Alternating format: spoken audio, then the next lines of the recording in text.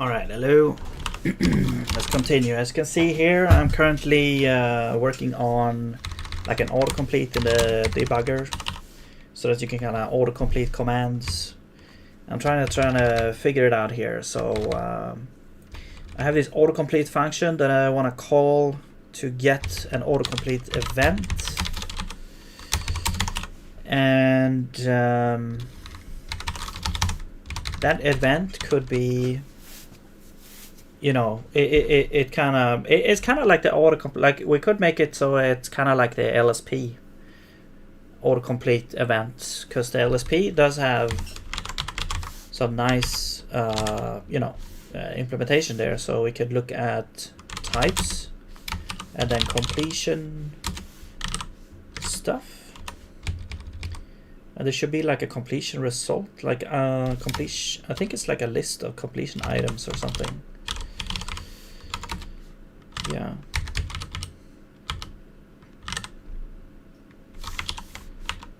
Wait, is this completion list? Oh yeah, so we get this completion list, right? So it's like the list is not complete. Now thinking like for now, like item defaults, commit characters default edit range.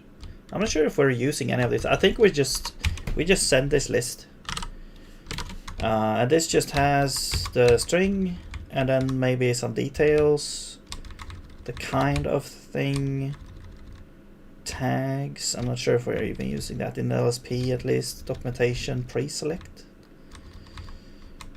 select. Oh, I see.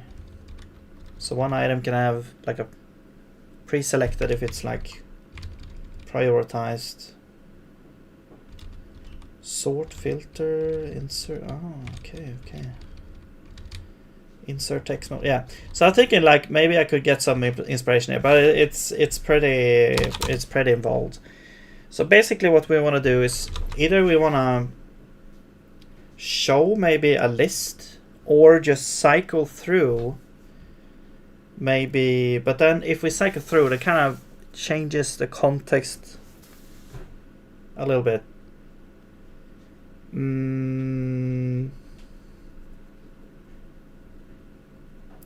I think what we're gonna do that like the standard display results, or like if we just have one, maybe we actually, you know what, this could just be like matches, like that it's just matches. It's gonna be, well, this is gonna be the candidates, and then matches is this. How I figure it out is we could do like we could use the a bitmap. So how you would do that is you would create an integer that is unsigned. So you can use this standard meta int function to create a specific type, specific int type. So it's going to be unsigned, and then it's going to be, well, the length is actually going to be oh shoot, we can't really do this now, because this needs to be like comp time known actually. Yeah, that means we have like different autocomplete event types actually. Maybe we could have like a maximum number, because the thing is like maximum number of matches. The idea was that we would use a bitmap to not having to like allocate anything, but probably maybe that's just wrong. Okay, let's just do matches, fine. But this function could work like this. So this function is like, so you provide, oops, I'm just gonna format this a little better. So you provide what's available. Now this is comp time known. So this is a list of strings. And then we have S, which is the string to match against. So we would try to match string against these things. Now, since this is comp time known, we know how many items are in here it's built into the type, or it's comp time known. So we can, the integer that we return is gonna depend on what you put in here. So we're gonna get a bitmap that is how many bits there are in this integer. It's gonna be how many items are in this list. So then it means that we could set 0 for every non-match and 1 for every match in the list. And then we don't have to like allocate a list of, you know, available. Yeah, we don't have to allocate a list of matches basically. But we might end up having to do that anyway. But anyway, because we could, this function is probably called like multiple times, and we don't really know which you know, instance of this we're gonna return basically. So we're probably, this was just a little experiment as well. Probably gonna do this in a different way, but basically here is like, yeah, we create this integer, we set it to 0 at first, so all bits are 0, and then we loop through the available, and we have this index that we keep track of. So then we have a candidate, and then we check if a candidate starts with S. Very, very simple matcher here. But if we start with S, then then we will match. Then that is a match. So we do a bitwise OR assign here, with the bit being set is I. So we take I and left bit shift. No, wait. We take 1 and left bit shift that by I. Wait, is this even correct? Is it the other way around actually? Hello, OOCU Stream Hub World. What's up? Wait, is this taking 1 and bit shifting left? It's just the arrows. I think it's like this we should do instead. It's the arrows threw me off. It's like I was thinking like, because this would be 1 is left bit shifted by I bits, right? I think so. Or is it the other way? Man, I have to look this up.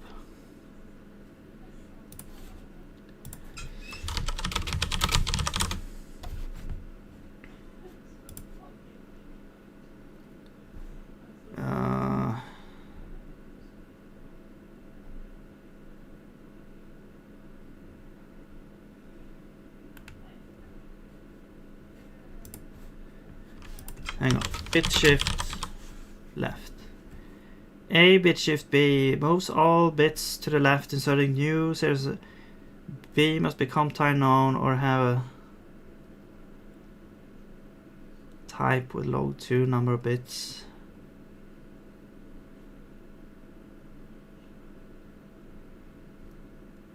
One, 2, 3, 4.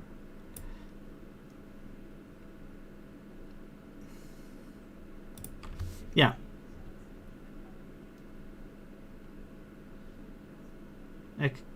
Or wait. It's just how it looks. It like feels like we're bit shifting I left 1 time now. But that's not what we're doing. We're bit shifting 1. Okay, anyway. So that was set the bit in matches there. So at the end we will end up with a bitmap of all the available things that has been set. Now again, I'm not sure if this is what we're actually gonna use, because it might be, you know, now we have to do, yeah, now we have to deal with this return type and actually figure out, okay, what's matching and stuff.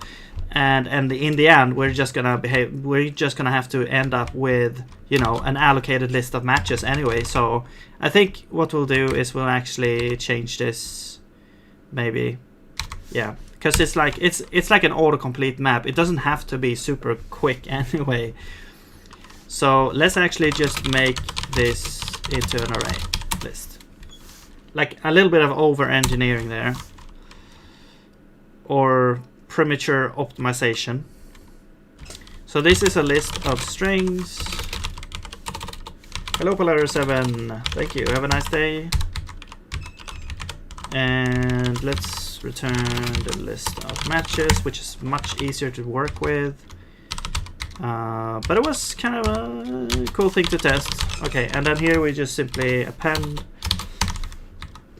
Now what we could do is we could actually do like init allocation capacity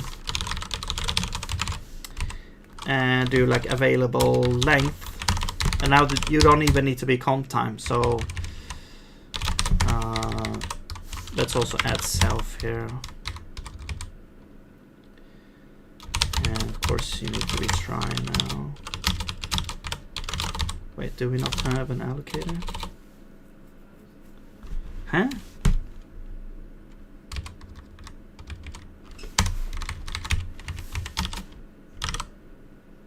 Oh, it's a command. Okay, well, in that case, let's just get an allocator now.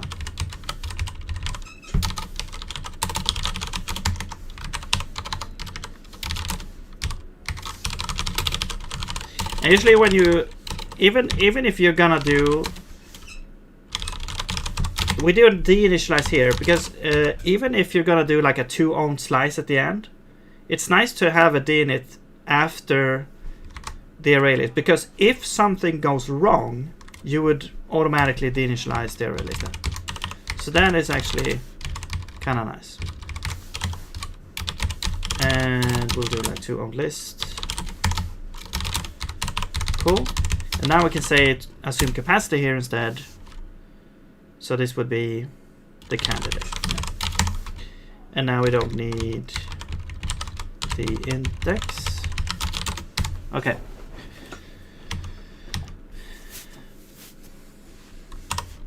Now we could also just make like an iterator, I guess, maybe. Is there like a way to make this an iterator instead? So there's a bunch of ways to make iterators. But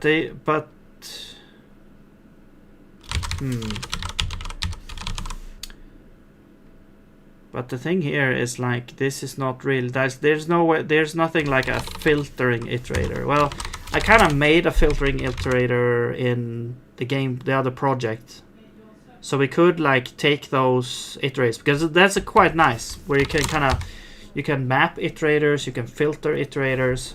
So instead of like allocating a list here, what we could do is like we start with this input list as an iterator, and then we kind of filter on it depending on this thing here with a filter thing. And I mean, we could do that anyway. We could make an iterator that actually filters, because then we don't actually need to allocate anything.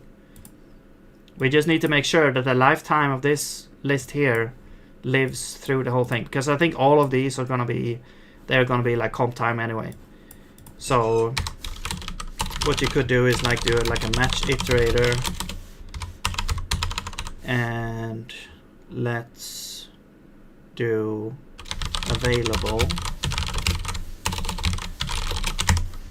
and then the string, and then we do index,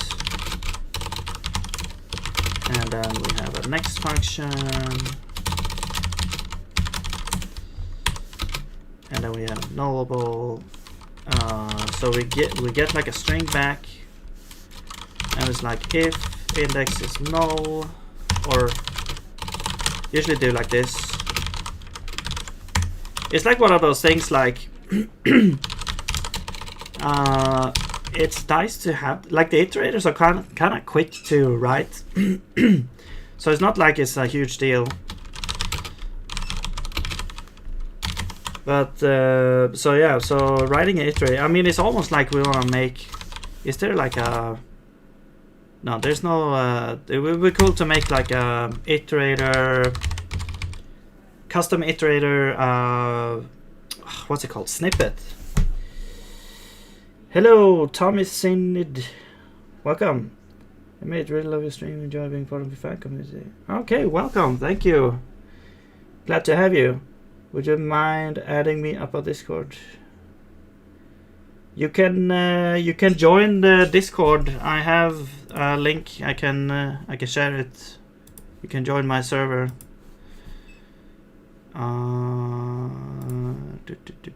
Actually, you can type exclamation. You can type Discord like this to get it. Yeah, there you go.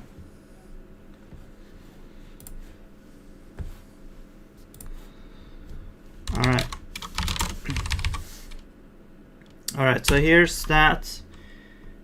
And then yeah, and now we are going to do like self. Actually, first I want to check for terminator. So if index is more than or equal to available length, return. Actually, then I want to set this to null and return null. I mean, you could also not set it to null, or I mean, yeah, and just check this once as well. I'm not sure. I saw this in the standard library and I was like, hey, that seems like a nice pattern, except it now we do like 2 checks. Isn't it better just to do this and then just check this every time? And then if this is true, we return null. Or am I crazy? And then we want to defer index plus equals to 1. And then, I mean, there might be some compiler optimization, something that I'm not aware of, but that seems like we're eliminating a check there. All right, so now let's see.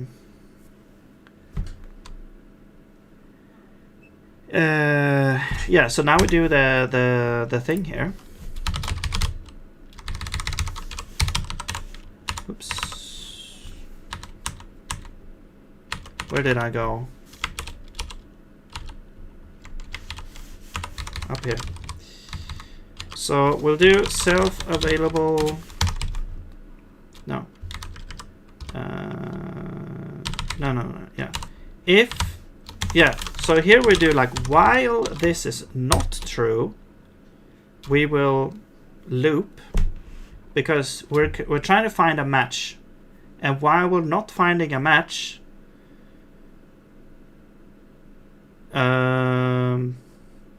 well, actually, this would be like a 4.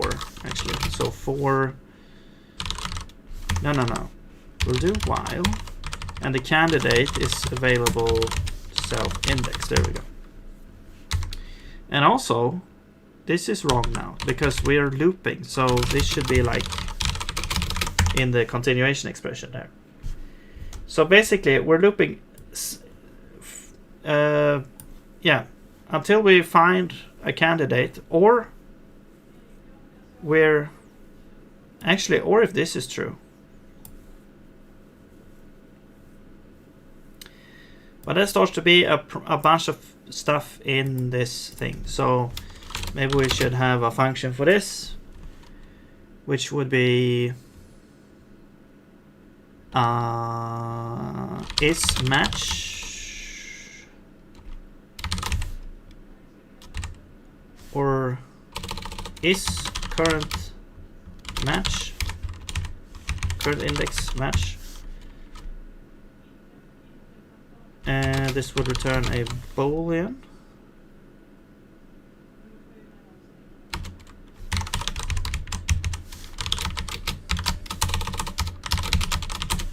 So we would simply check these things.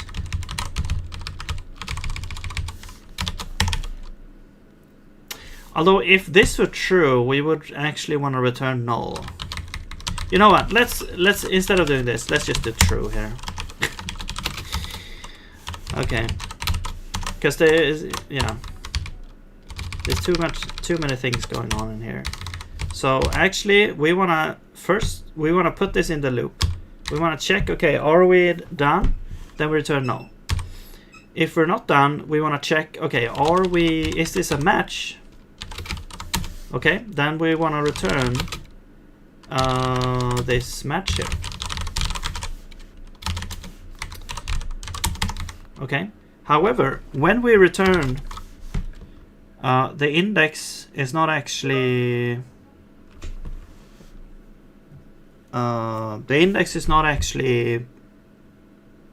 increased, I believe, because this only increases when you continue or the iteration ends.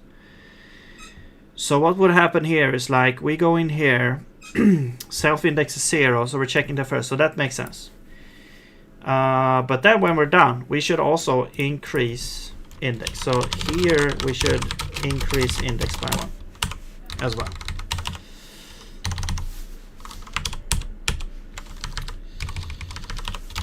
And if we get to the end, well, we don't really get to the end here. We just loop here until we're done here, or yeah.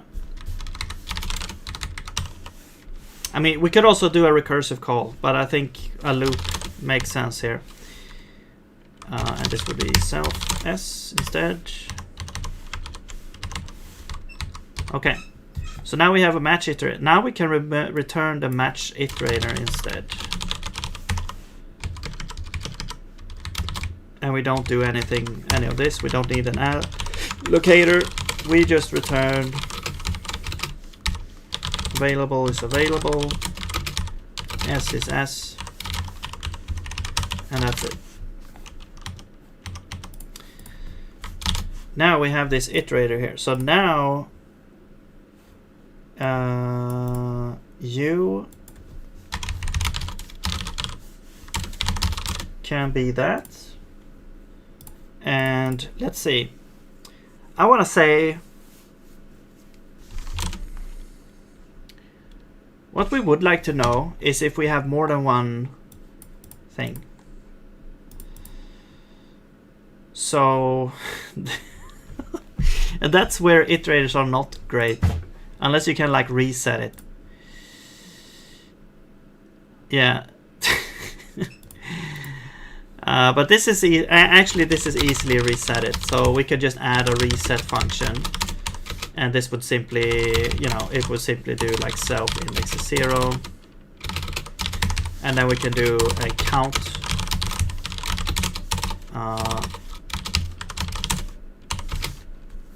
Actually, we don't even need to reset. I mean, we could have it anyway, but count. Actually, we could like copy this, and this would be a usize, and then it's like, okay, let's create a copy. Well, copy equals self, and then we'll, I guess this would be like count what's left, but we could also set index to 0. Actually, we could just reset that, and then we can do like sum is 0, and then while copy next, we get something, and then sum plus equal to 1, and then return sum. So there you go. Now we have the count, and then we can check here, because we want to check if matches count is equal to 1. Is that not a thing? Oh yeah, we need, wait, no, this is not an error. There we go. So if count is equal to 1, we want to check. I mean, actually, we would do this logic maybe here.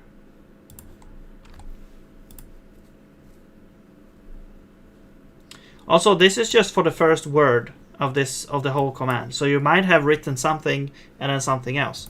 Because what we want to check here is that, let's say the command is, if you want to quit, you type Q and then tab. So then you would get, you know, quit. If the count is 1, which it should be here, then we should just autocomplete that. Right? But you could also have, we could have more things coming in here. So we could have like a second, we could have like a space, like Q space, you know, Q space, and then some garbage over here. What would happen if we type tab here? Nothing, right? It doesn't match anything. So actually, we really want to kind of peek the next as well, like after the command. So I'm just gonna say after command is this, and it could be null. So here we want to check like if after command is equal to null and this equals to 1. Then we want to autocomplete the thing. So we'll say like autocomplete, or let's do like complete, and this would be let's add whatever needs to be added in order for the command to be completed. So it's going to be like main command plus whatever. If you typed Q, it's going to be like, we're going to return this, like UIT, I think. So this would be the match, and then we're going to return complete, and then it's going to be like, so we only have one match, right? So it's going to be match is matches. No.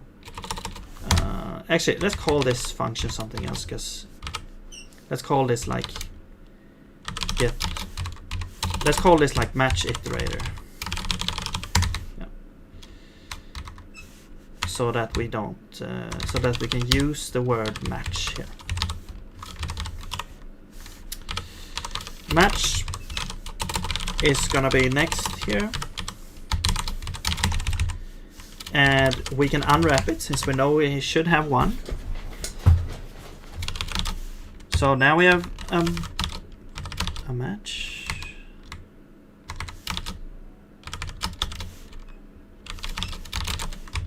Oh, it's probably because of this syntax issue down here.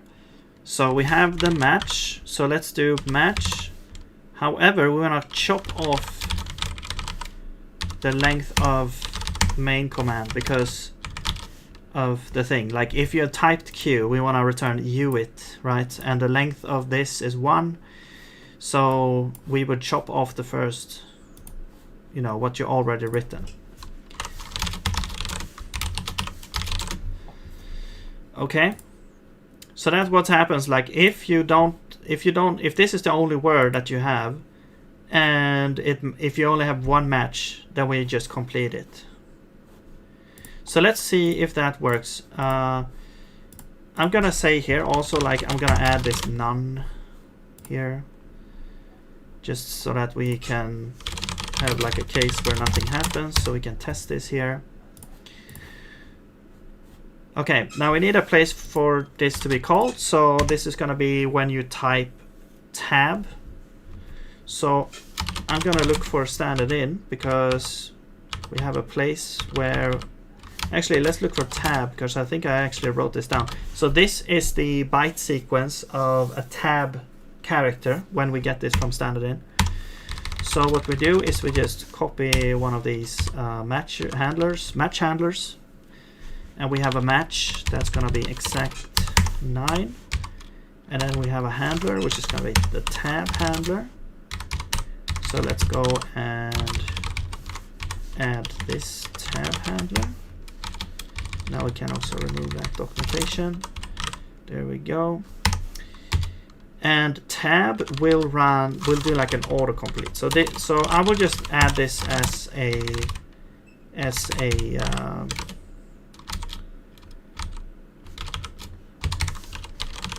as an event that we run, because it's like we don't really have any information. We just say, hey, you should try to autocomplete this. So here's the like the handler for this event. So we can just add this one here. So this is like part of the standard in processing. So the thing is, like, we could receive like a chunk of bytes, and if there was something before the command itself, we receive it here. So we actually append the command with the slice here before first, and then what do? We don't do this, at least. What we do is we want to run the autocomplete. So let's do switch. Oh, actually, this is the command. Oh yeah. Actually, let's move this. Let's actually move this entire thing into here. And we don't really need self here, I don't think. Unless we might need it later, maybe, I don't know. No, because this is like, we just call autocomplete. Now, why are you not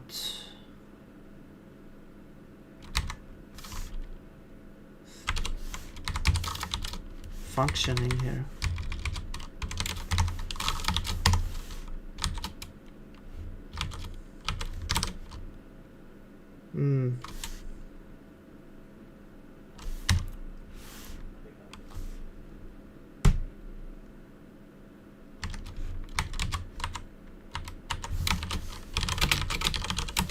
Where is this?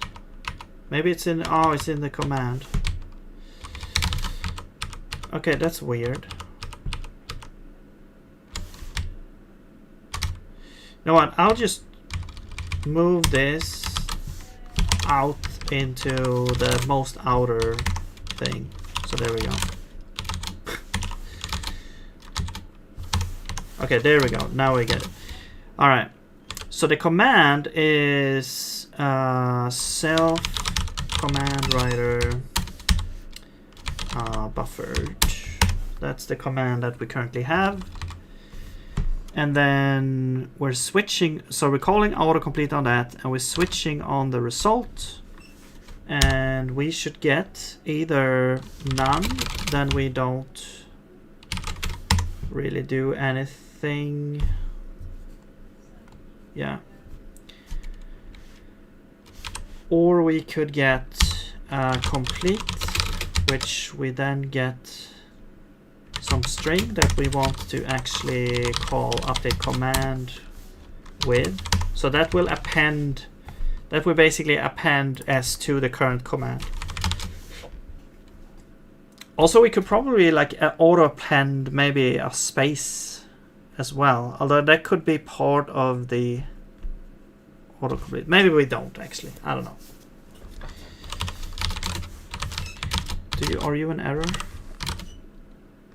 Yes, you are. So let's do like try. And then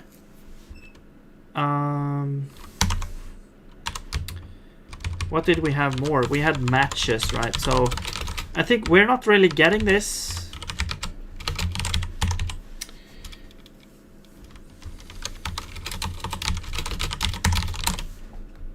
I'm thinking with matches, we're probably just gonna print out. So what we'll do is I'm probably just gonna print out these matches.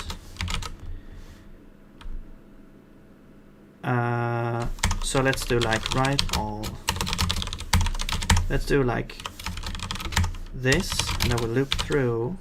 No, actually this is an iterator, so we'll do while next. We'll get the match, and we'll do, yeah, we'll just do like write all. Now, you know, an autocomplete print like in bash sometimes it shows like several columns. This would just show it in a list, straight list, but whatever.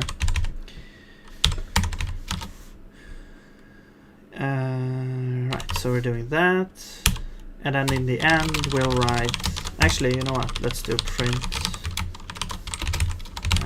string, and then, you know, of course, a new line, and then we do all new line at the end as well, so we get separation there, and there we go. So that's what we're doing. Like if we get a number of matches, we just print them out, and then also we do a actually no, we don't do an update command. That's gonna happen anyway. Yeah, so then we just print them out, and then you're gonna be able to, like, you know, see what the man, you're gonna see what the suggestions are that you can do for that.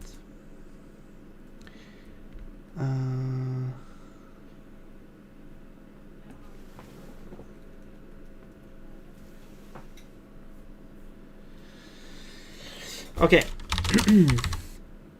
But we only get the complete for now. Right. There we go. Oh, right. So let's do like that.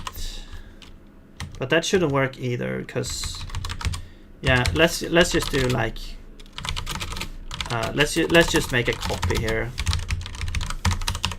They want that because it needs to be like a mutable, and since I'm calling this like this, I mean, okay, let's just do like result. You can also do this, but the issue is that it needs this to be mutable. But if you just call the function, if you call the function like this, you get back and then have it in the switch here directly. You get like a constant back, so you can't really change it. But if you do this, you're kind of doing this, then you're like copying the result into a mutable variable, which we then can use to grab out this mutable version of ms. So now this ms actually refers to this event. So you would modify this result here, or this variable. But okay. Expected IR debugger autocomplete event found pointer. Oh yeah, so if we don't have a main command at all, we just do none. Although actually here we could return this list here, and I'm gonna make this list here commands. So main commands is gonna be a list of strings, and it's gonna be this list of strings. There we are. Oops. And then matches. So this is going to be main commands, and you are going to return. I mean, we could just return a match iterator of main commands with an empty string. So that is going to, you know, match against everything, because everything starts with an empty string, right? Okay. Although if we change the implementation here, this would not work anymore. But anyway. Expected type debugger. Oh yeah. So this would be like matches equals this. There we go.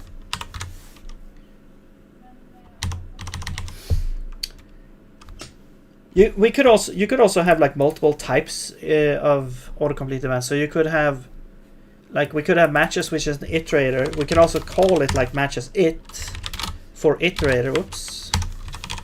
Or we could also have, you know, this version, so that you wouldn't need to worry about that. But then we need to kind of handle both of these kind of in different ways. So, but anyway. All right. So now we have the case of where you don't even have like a main command, and then we grab like these matches. We could call these like main command matches actually, to make it more reasonable there.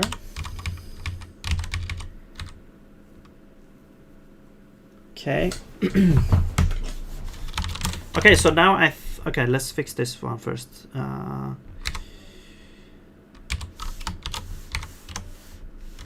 I see. This, wait, you need to be immutable now. Yeah, there we go. So there we go. So now, oh, I have like a print issue. Where did I add this thing? I can't remember where I added the print, but it's an issue with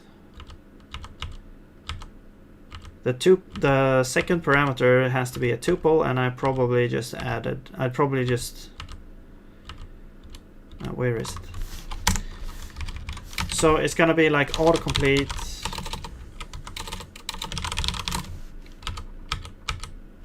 over here, print, yeah. This needs to be wrapped in a tuple. There we go. All right, now we can try it out. So let's go over to any kind of code. I'm gonna go here maybe. And if I type S and then tab, nothing happens. Okay, so no command. And this, then it actually does type it out. If I do this, oh, it actually does complete it. Okay, interesting. But if I have S, which has like several matches, okay, that actually does make sense, because these are the only scenarios that we've actually implemented, I guess. But okay, hey, at least it works somewhat. So let's go back here now. Let's say after command is null. Let's add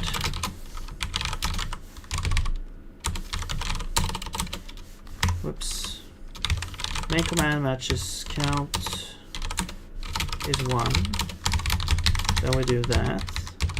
Else, whoop, if the count is more than 1, we just return matches, which is going to be main command matches. However, no, that should be good. We just return that, and now we can remove this here. Hello, Leon versus Cold. Welcome. What's up? Okay, so let's see this now. S. Now we get these. Quit. Breakpoint. However, as soon as you have like more than 1, it doesn't work. Okay, this also kind of weird. Actually, yeah, it's like we shouldn't actually remove. So, kind of how we're matching this is like if you have a bunch of things before or after, it's actually like ignored because of the tokenizer, the tokenize any. So this is kind of removing like all of the space and stuff, and it's like just dealing with the words, but it's not really detecting if we're actually the cursor is on the last place in the word of the command. So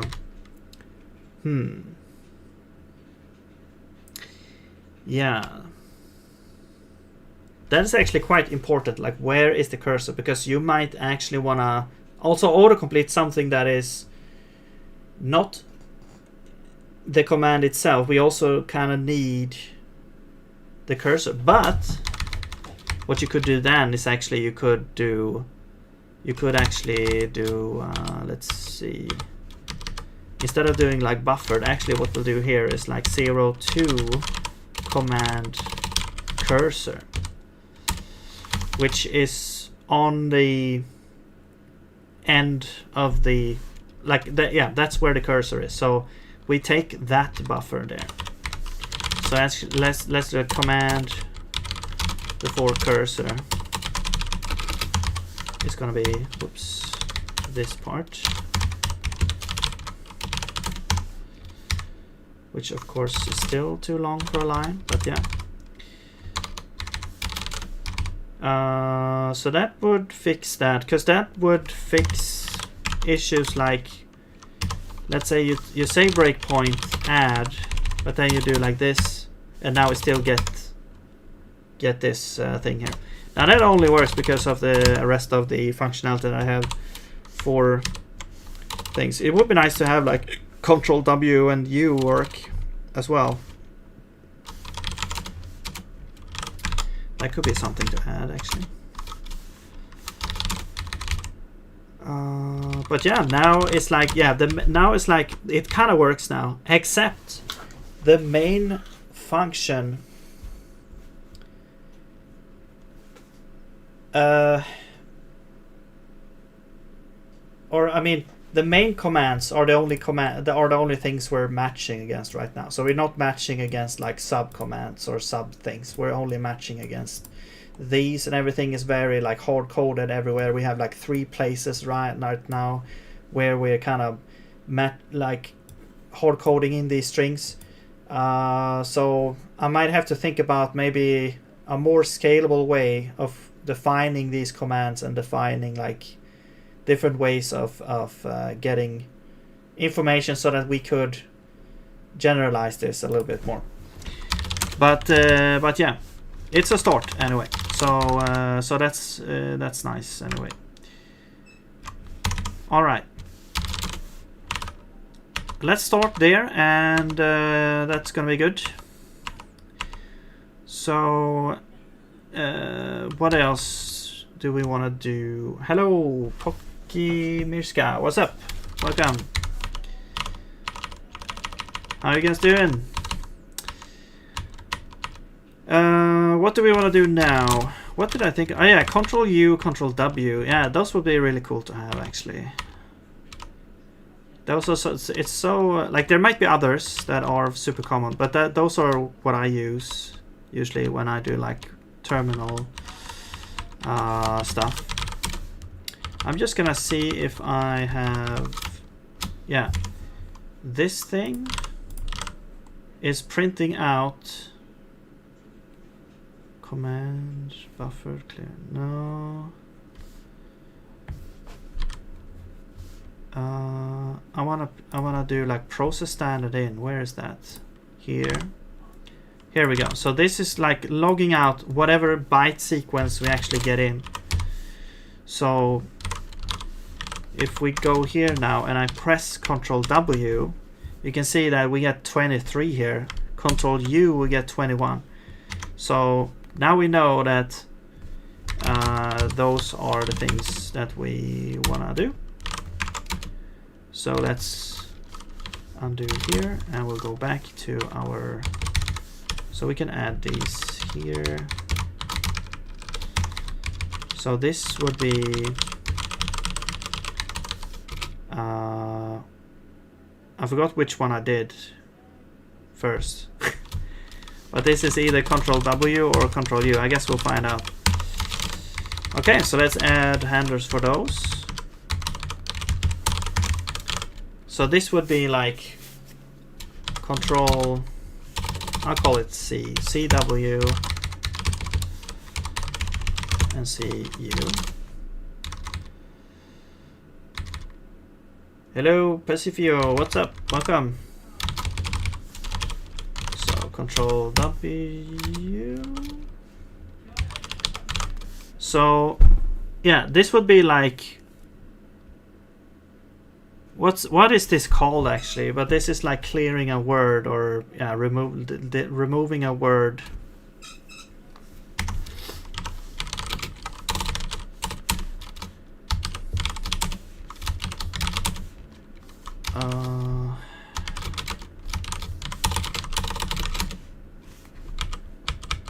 Where is that? Where's like the key bindings?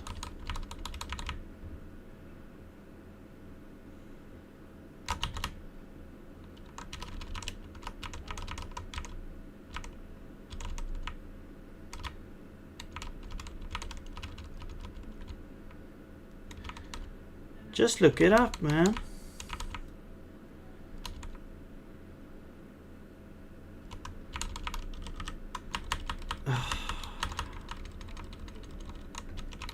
Key binding.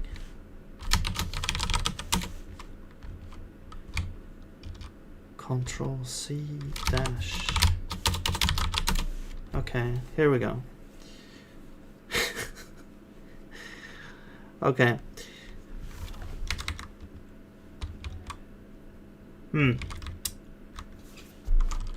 Is there like a reverse, like we could check? Okay, so kill the word behind, like it's such a huge interesting vocabulary they're using here. Unix word rub out, control out. So what it's doing is basically when you type, we open a terminal, you type a word, right, and you press Control W, it removes the word. So if you have a bunch of words, you can type the Control W, which is super useful. You can also place the cursor here, remove that word over there. Okay, so that's Control W.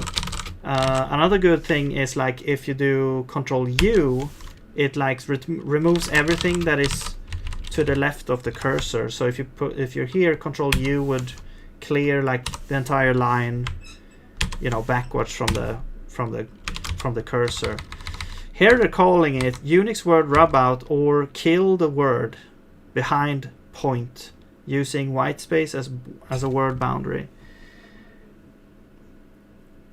The killed text is saved on the kill ring. I really like the word kill. Okay, so the kill ring. I actually didn't know there was like a kill ring. What the hell is that?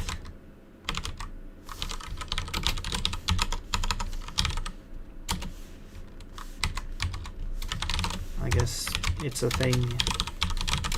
Kill ring. No, there's no explanation. Okay, you just have to know.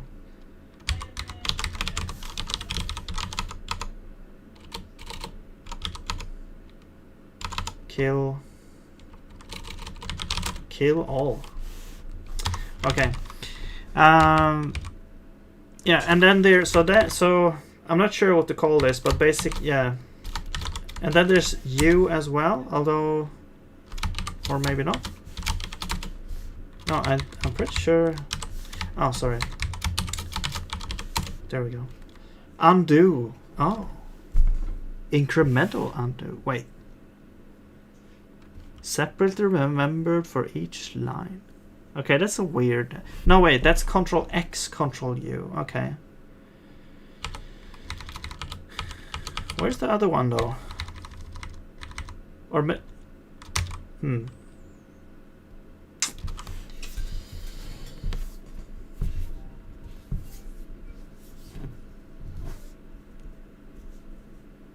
Okay, I saw your link. Have you checked out zlib-zen-z? No?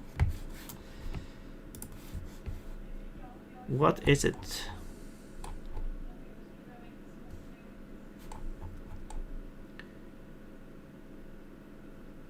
Yeah, sorry. Nightbot is like, if you're a new chatter, I think it's like it like doesn't like links for some reason. I guess it's like to prevent spam. Someone joins and spams some same thing. Is this some sort of separate clipboard? Yeah, maybe. The kill ring, I guess. You got posted yesterday, compiles to C11, so you can also include C headers.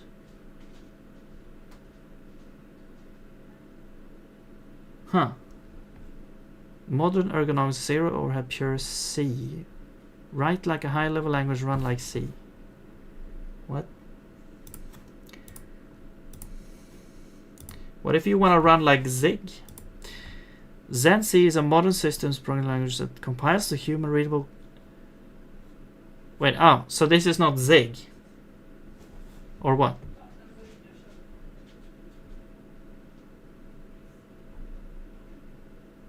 Wait, it's a new language. That kind of looks... I mean, all of this is like Zig here. Except for this type.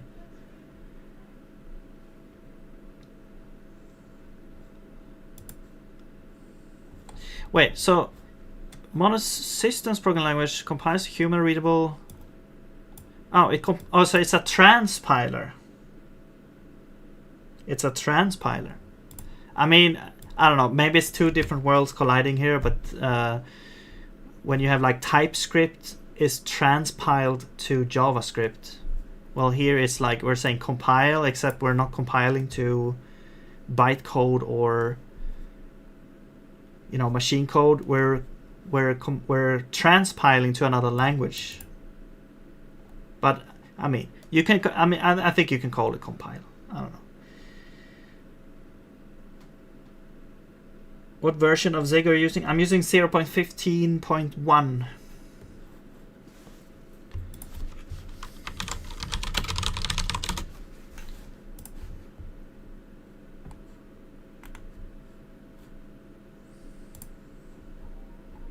And the latest on like the kind of development version is like 0.16, but it's not like fully done yet.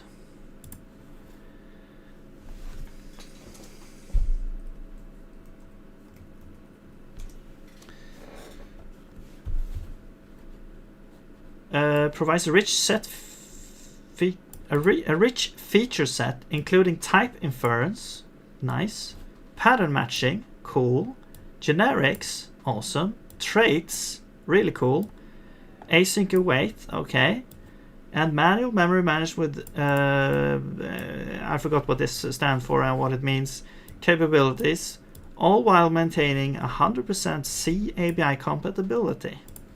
Interesting. So, I mean, it's kind of like a new language with all these features that instead of compiling to an actual executable, it actually compiles down to C.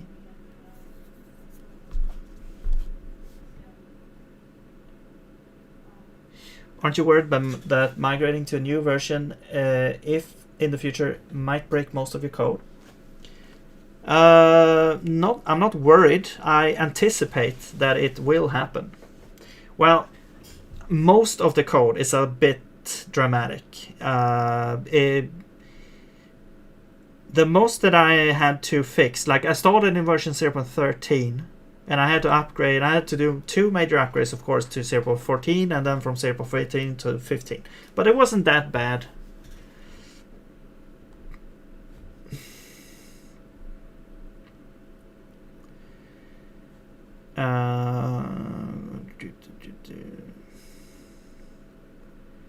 But it's like I wouldn't if I were a company, I wouldn't use Zig right now, like to make like a large project, just because of the costs involved if you want to keep up to date with the current version. But hey, there are companies that do that right now, but I don't know. Maybe that's why I'm not running a company like that. But yeah, you would have to take considerable costs into consideration, like upgrading costs.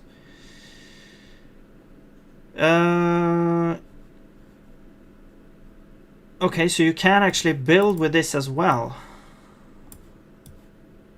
Or run. And a repo, okay. And you can compile this here. Okay. What is it written in? Is it written in it itself? It's not bootstrapped. You can write extensions. It's in C, okay. Immutable by default, great. Wait, what? Oh, okay. I thought that this was mutable and this was not mutable. So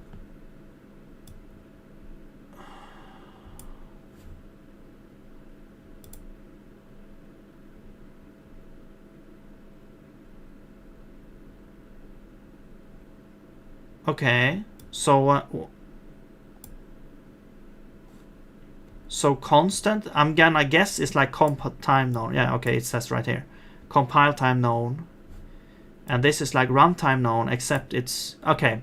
So it's like a distinction, because in Zig you don't have to do that. Like in Zig you don't really have to kind of yourself, or most of the time, say, like you only have var and const. Like var is mutable, const is constant, but you don't have to separate comp time and non-comp time, except in very specific like circumstances. But you usually don't have to. It's like it can be inferred that this is a constant, except in comp time. It's a comp time. You can have, I mean, yeah, you can have comp time mutables. So I'm guessing that's not possible here. So that was I was so used to that. So I saw this and I was like, well, this is obviously a mutable. This is a constant. Except, okay, well, that's not the case. I guess it means that var is like runtime known, and const is comp time known.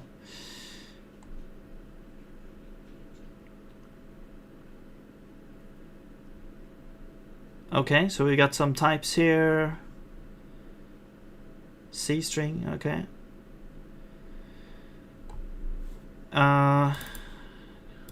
Okay, so you can type. Wait, but okay, so you can have like C types as well in the language.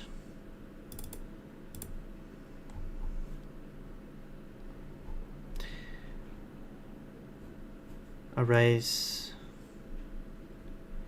Okay, pretty cool. I mean, I'm all in Zig right now, so actually, let's just go through this a little bit. Arrays, yes. Serially initialized. Okay, so this is an integer array, I guess. Or what does this mean? Is this the same type? Except you don't, like, this is kind of weird.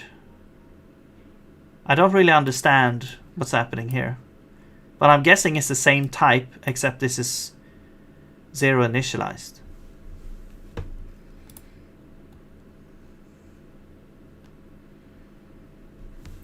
Group multiple values together. Okay, so we got tuples, right? And structs, of course.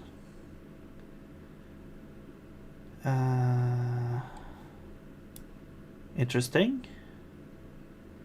Is this the default value here, or?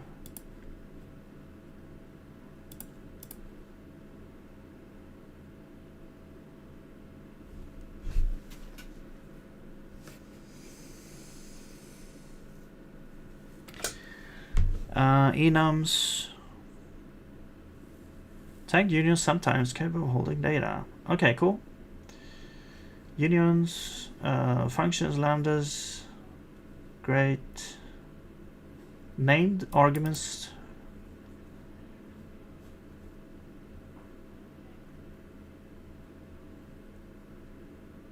Okay. Control flow. Yeah, closures. Yeah. Control flow, conditionals. Oh, no parentheses. That's what I wanted in my language, but it was too difficult. Wait, so does that mean you can't have ifs without braces? You can also get rid of semicolon.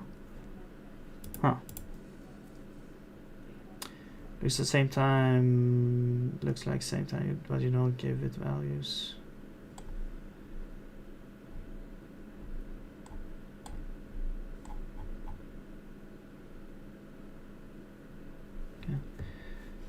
Ternary, yes. Powerful alternative. So pattern matching, basically, yeah. Matching, yeah, very good. I love pattern matching. I wish Zig had pattern matching, but that's why I'm gonna try and build pattern matching in Runic. Although Runic is not gonna replace Zig, of course, it's gonna replace another language, but still. Okay, for loops. Compiler is 1 day old right now. How did you know about it? Is it your language?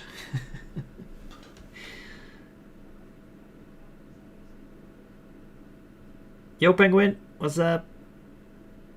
Let's go to compile Windows 6 months. Post on Twitter. Oh, okay. Cool. Yeah, so this is kind of the same here. Step 2. Although we don't really have this.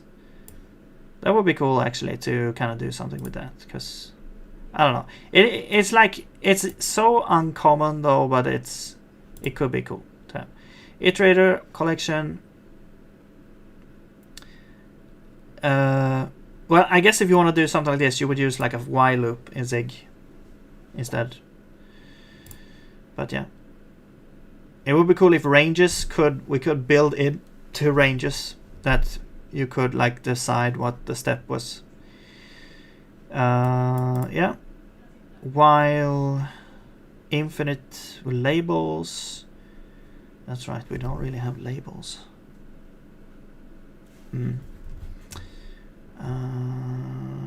Yes, repeat.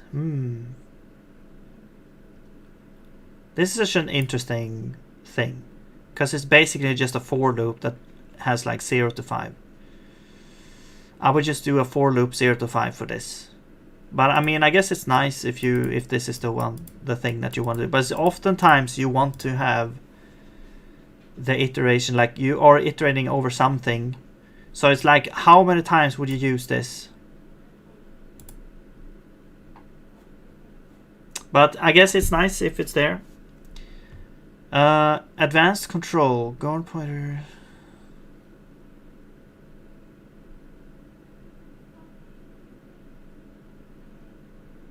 What am I saying? Guard, execute, else return condition is false.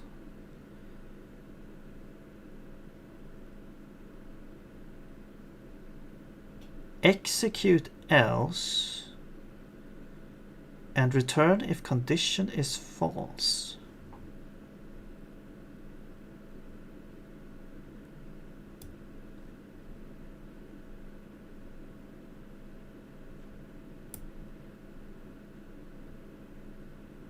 Are you say, so what I'm guessing is happening here is like we're checking if this is, so pointer not equal to null. So if this is true, we go on our merry way.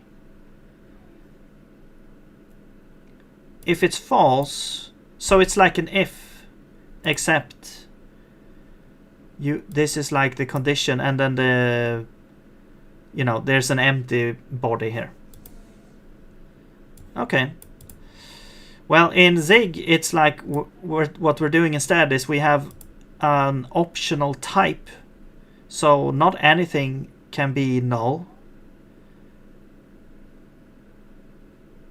And you would use something called or else to check if it's null, which is a really nice pattern. Although this would kind of be the same thing, I guess. But it also, like in Zig, you also get like a different type. You get like the underlying type. Yeah, it's kind of like an assert. Yeah, maybe. Yeah. Yeah. Unless, if not true, unless, yeah. Operators. Yes. Memory management. Okay. Okay, well, I'm not going to go through everything here, but yeah. Really cool language. I mean, I guess the coolest thing is like it's kind of different since it's like compiling to C, and then you said something about you could include from this. I mean, I guess if you're compiling to C, you would get some kind of library. All right, awesome.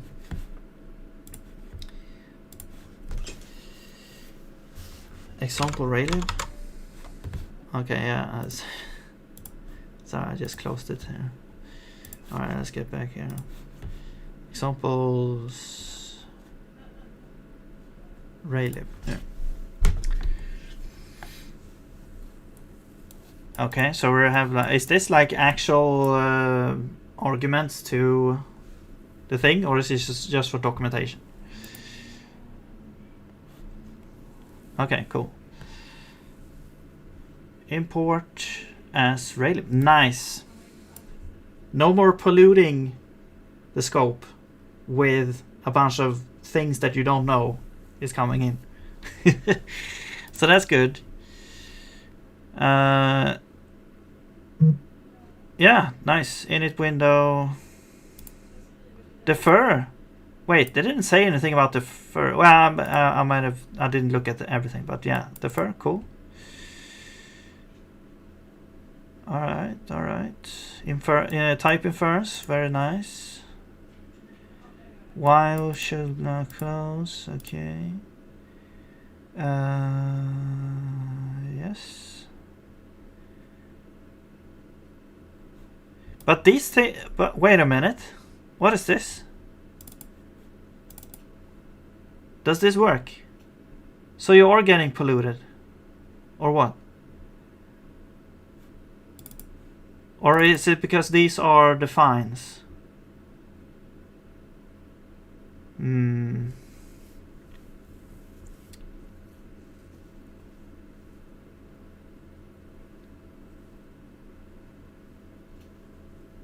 You can have the defines. Okay.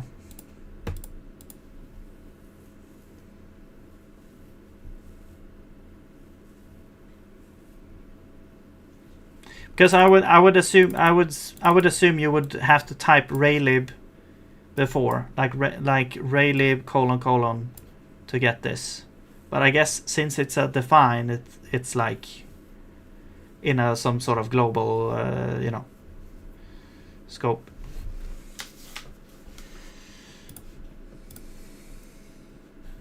All right, yeah, pretty cool language there. Of course, then you could write in Zen-C and then import into Zig as well. What part of the language are you working on right now? So right now I am working on, well, the last feature that I worked on was function calls. And so, but now I'm kind of looking at well, now I'm improving the compiler, or I mean the debugger a little bit. So I'm adding some convenience stuff here. I'm gonna say like undo word here, undo word, undo line, I guess.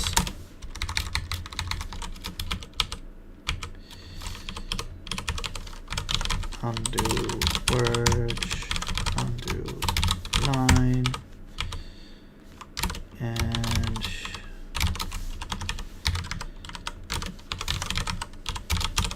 I'm just gonna add some handlers for these.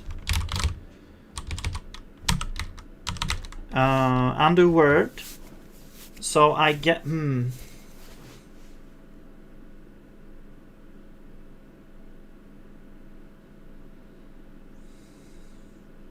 it works with both. Works with raylib, : raywide. Okay, cool.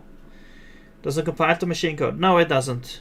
It compiles to like an IR language that is then interpreted.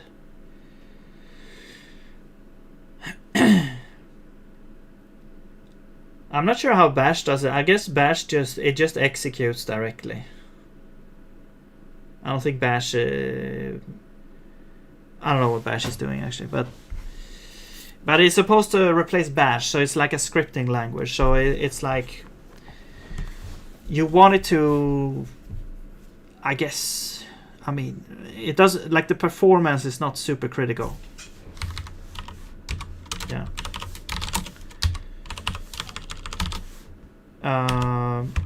Okay, so what do we do with this one? Undo word. So we basically have to look backward until we reach some kind of thing. So I would just do like cursor is command cursor. Oops. Let's do -1 maybe. I will do like 4, or while cursor is more than or equal to this. No, 0, sorry.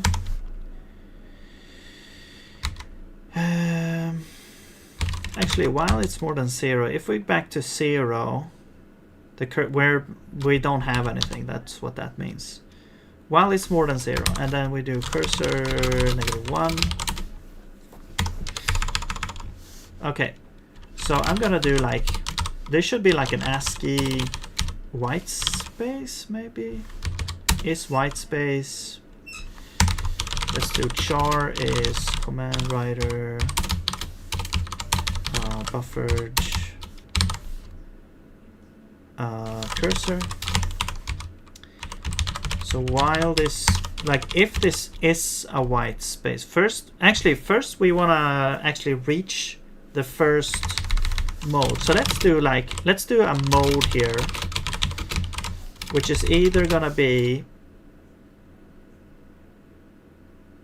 found word or finding word. Actually, yeah, this is the type, and then we have mode is mode finding word. So first we're like in finding word mode, and we're gonna switch on mode finding word. So if we're finding a word, we want to look for, actually we could still look for white space. If we found a white space,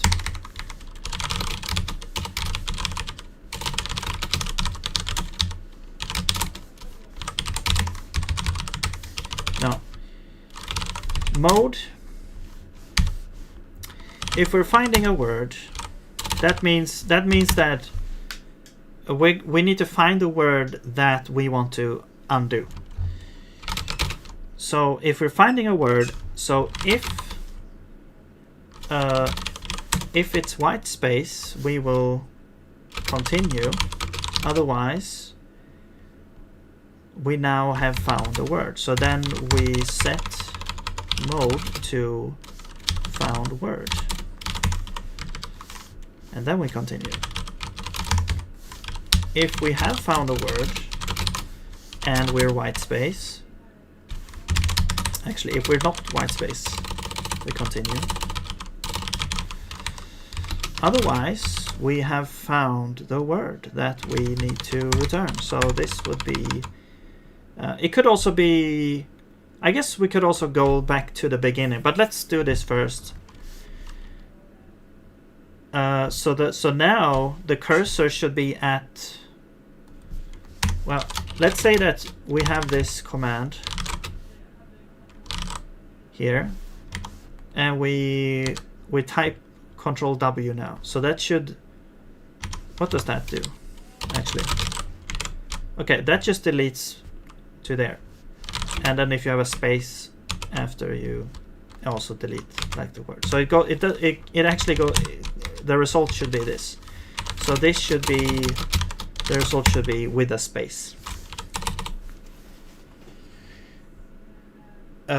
Which means that where the cursor is now is on the white space here.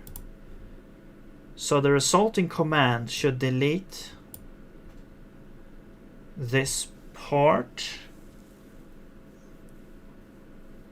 Now what we can do is we can say place the command cursor on the A and then run delete of the length of where we started, I guess. So this, so let's do like end is command cursor,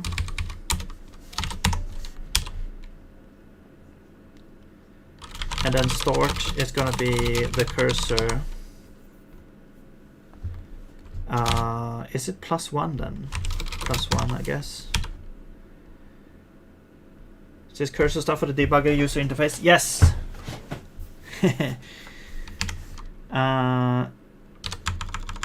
So then we'll run a command. So we'll do,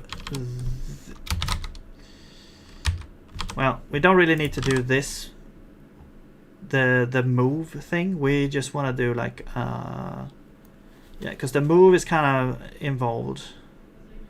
Because we know where we want to end up. It's basically just, the move is basically just deleting, or I mean setting the command cursor somewhere. So we already know where we could set it. So we could run this delete command. Now I'm disappointed that we can't actually run this. I'm disappointed in myself that I haven't implemented a number here. So let's change that.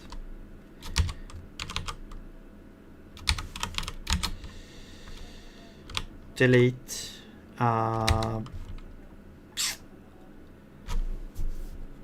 Well, okay, this is gonna be like delete 1.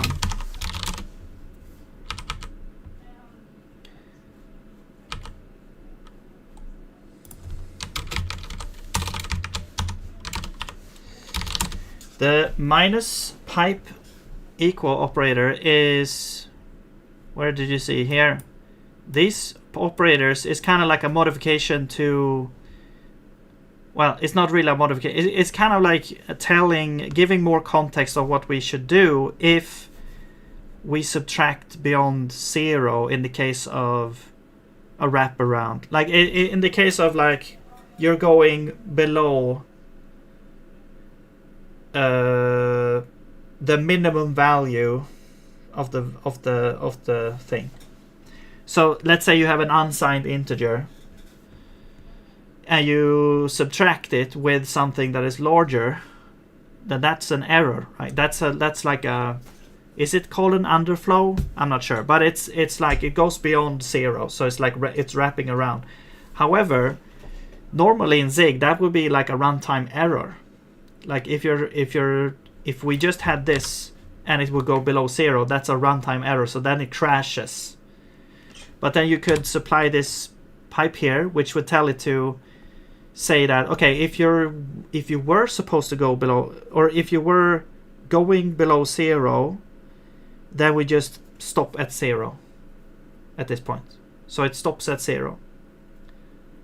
And same is true for the plus, but at the ceiling of the value. So whatever is the maximum value. So let's say you have a byte, a U8, the maximum value is 255, right? So if you add more than that, it's just going to be stuck at the ceiling at 255. And then there's also this operator, which is related very much to this, except it changes a thing. Could you guess what it's doing?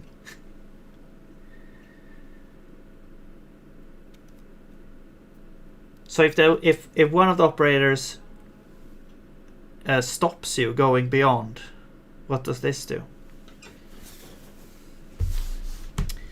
Basically max 0, yeah. Basically, yeah. It wraps around. Yes, it wraps around. Very good. So then you can you can decide on which which behavior you want to have, which is cool. Also, you get rid of like a runtime check as well. But you do probably get. I'm not sure if there's like a native instruction for stopping the value going, like wrapping around. I'm not sure, but yeah. Anyway. Okay, so delete n. So delete first. Before we only deleted one thing. Now we want to delete like n things, and let's always assume that it should be correct. So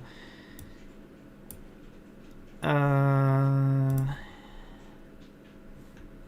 I have to understand what's going on here. After start, this right. This is the full thing, I think. maybe, or is this after start, after slice? No, let's do +n. And then here is like we're undoing +1. The length of the after slice +1. Actually, this should be +n now. What the hell's happening? Something is like changing. Something is popping up on my screen there. Anyway, so there we go. I think that should be it. Yeah. Okay. You, of course, are delete 1. Okay. And now we can say delete. Instead of 1, we'll do end minus start. And also, now we'll change. First, we have to go back to the start as well.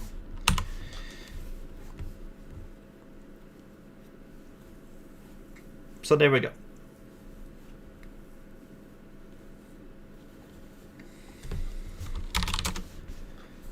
Okay.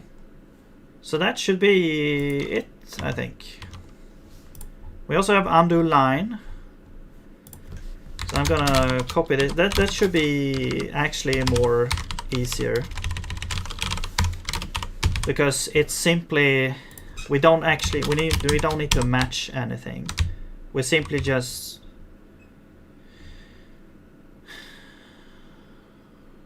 we have like start is 0, end is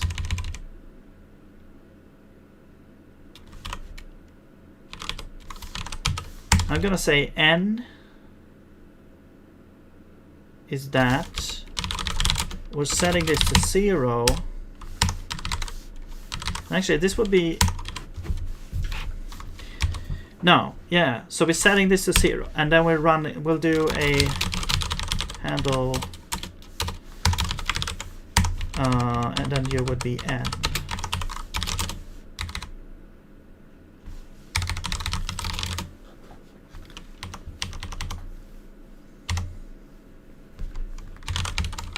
And anytime we use the delete before, we now can change it to 1. Yeah, I really like it. It's like yeah, it's not clear cut on what you actually want to do, on actually what you mean when you say take a U8 value and then subtract it with another U8. It's not as easy. You know, it's really nice to give you the option of like telling it exactly what should happen, and then it can also optimize for that as well. Okay, let's see if this works now. First time.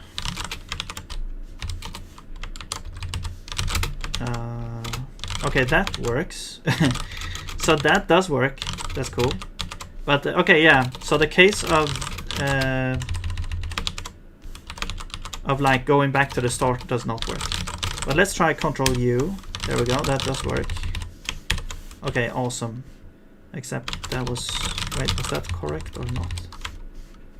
That was not correct. So that is, there's a slight, wait, what?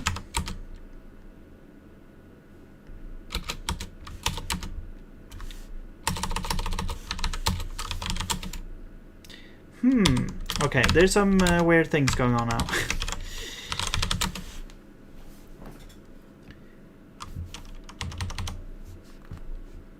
Sig provides a mixed preference when it comes to camera cases negative. Yeah, I think I've been slapped on my fingers here a little bit. So into submission. So everything that is not a function, well, okay, types, functions, and then everything else basically have 3 different what do you call it? Case what's it called? Casing? Yeah. Anyway, functions are camel case. Types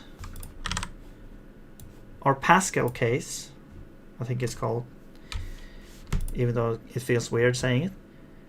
And then fields or variable names and everything else basically is snake case. So you have 3 different ones.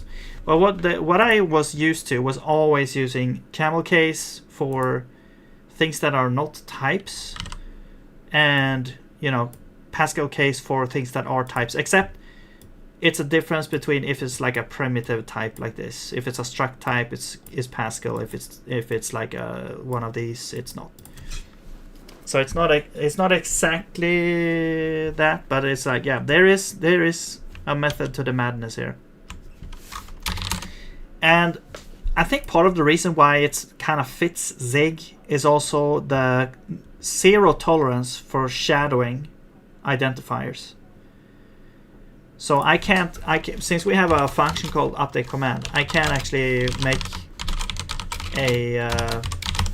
I can't make this variable here because it's shadowing this function name. And think of what you will with that, but that's how it is. But what you do then is, because this is a variable, so you would do this instead, which is pretty nice to have. I kind of like that actually. Well, it's kind of it's necessary in when you can't actually shadow things. And I think the shadowing is like I've gotten used to it now, but it's like I didn't like it in the beginning. But yeah, I got used to it. So okay. Anyway, so run command. So under word doesn't really work. Under line, I'm not sure if that works or not. Maybe we need to add like 1 here. I'm gonna try this again. So what if we do this? I go space. Okay, so we do get like another invisible thing at the end. What if we do this and then, yeah, see? It keeps the end.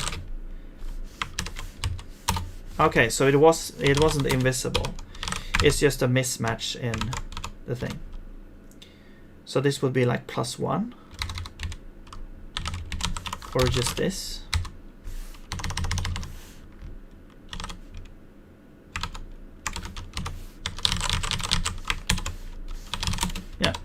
There you go. So we just, I thought it was worse than that. It was just a matter of that. Okay, cool. So now is the word is also. Wait, what? Okay, that doesn't work.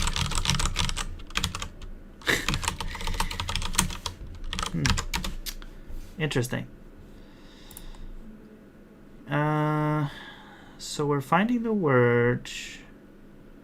If we found a white space, we're still looking for a word. Otherwise, we found the word. So now we found the word.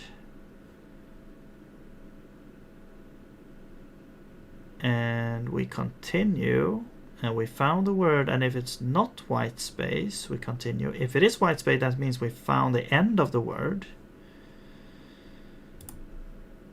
Or we also found that. So I guess if we found a word and cursor is 0, that means we should like delete that word.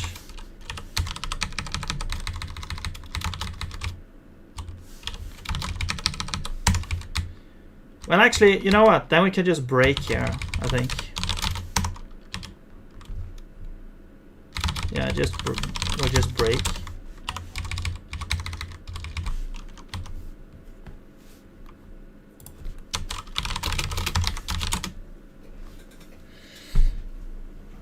Hello, Metallics. How's it going? It's going good.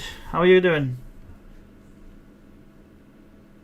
We're doing like debugger, a little bit of quality of life stuff. Are you handling command submit even if the new line is somewhere in the middle of the input? So how it works is basically I'm processing everything that comes into from standard in is getting processed kind of like chunk wise. So it's like you could get, you know, let's say someone pastes in a bunch of stuff or writes in somehow writes in standard in. That gets processed in the same order as it was, like, you know, given. So, and then it's like we're checking each we have a bunch of hand or matchers that is trying to match sequences of bytes against what you get in. So if you get a sequence that means, you know, move to the left, that means we need to move the cursor to the left. That gets matched. We kind of consume that sequence and then handle that by moving the cursor. And then if someone, if you paste a bunch of commands that has a new line, that also means that now we run those commands. I'm pretty sure it depends on what the sequence of bytes is. I mean, if it's just a new line, you could also map new lines to be something else, and then because when you where's the thing? Run command is matched. Where is it? Oh, this one. So if you get 10, that means like you pressed enter, and that means we want to handle the enter thing, and that means we just run the command. And then any bytes that are after that is going to be handled, like first we handle the command, and then we add those bytes after the command has been handled, like after the command has been run. So if you paste in like 2 steps, like step, new line, step, that would first execute step, and then you would see step on the new prompt, since you didn't put like a new line at the end of the second step. So if you paste in like step like this, first we consume this part, and this is added to the command, and then this would execute the whatever's in the command currently, which is just sep. And then once the command is executed, that gets consumed, and now you're left with step here.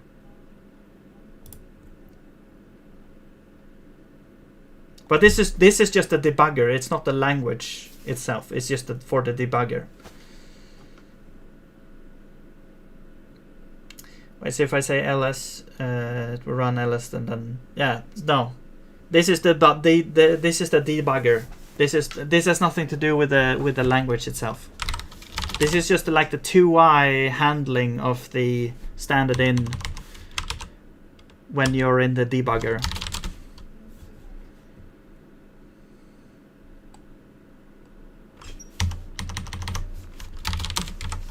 Okay, so if you get out here, so it's what we're doing here. What I'm doing here is I'm pressing the debug. I'm pressing a button which launches the debugger with this command down here. And then I'm doing, like, if I press tab, I will see auto completion. So that is part of the standard in processing that I'm talking about. The language, is different. What did I want to do, actually? Oh yeah, so remove a word. Okay, now nothing is happening at all. Great.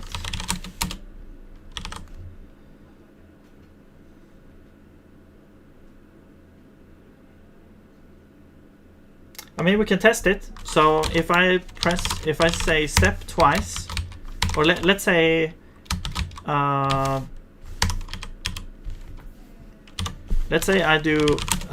type pipes, or let's say instructions, right? So instructions, also I just realized it would be nice with a clear function. But anyway, instructions will show this. So it will show kind of the first couple of instructions, which thread we're on currently, right? So what's happening if we say, let's say we have instructions and then instructions again. So if I copy this Now if I paste this in,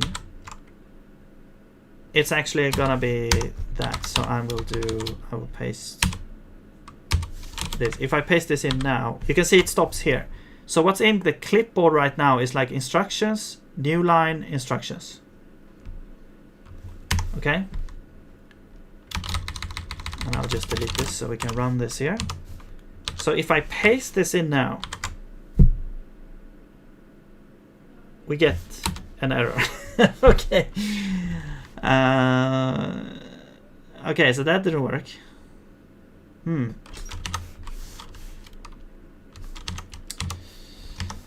Okay.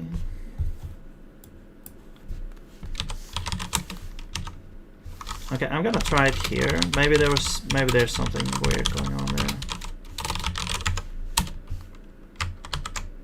No?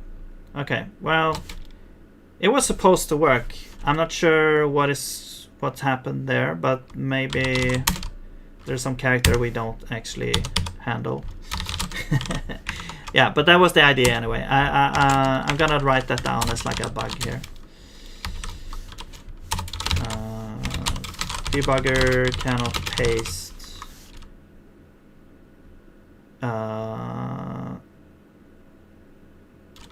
standard in, I guess. Cannot paste the standard in. But yeah, what was supposed to happen was basically this. If I show you,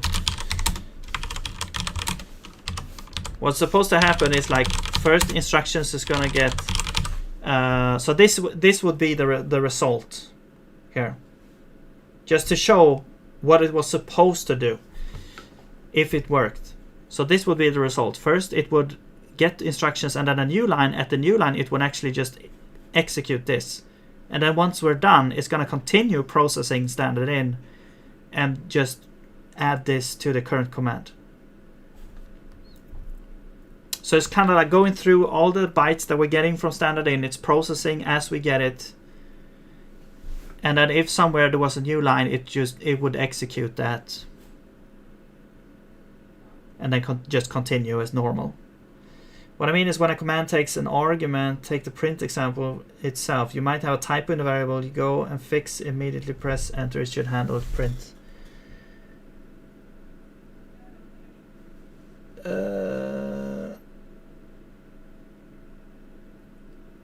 Might have a typo in the variable.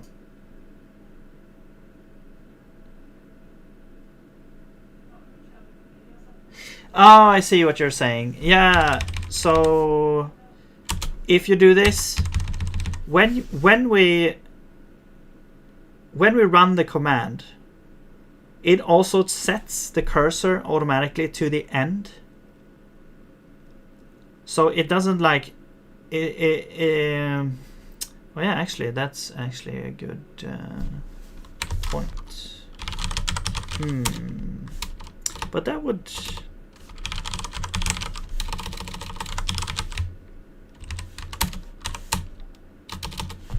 No, I think it's like when we match, when we get a match, what's happening is that it's gonna run the command, and in the command itself, we don't have the rest of the instruction yet, so we don't have this yet in the command.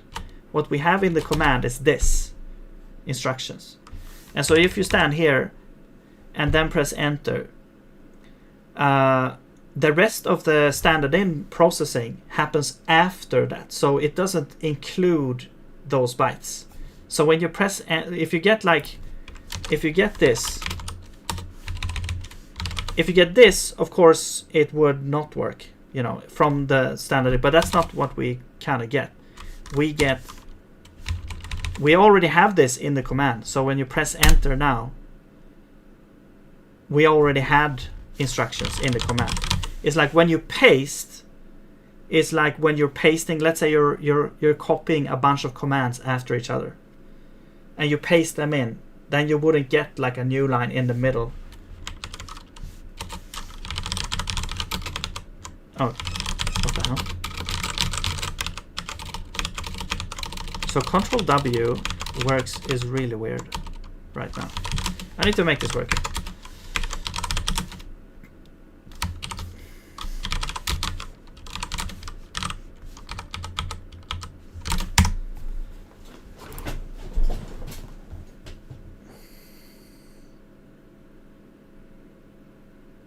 No.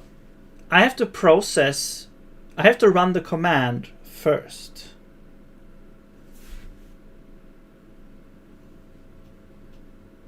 Because what is happening in run command?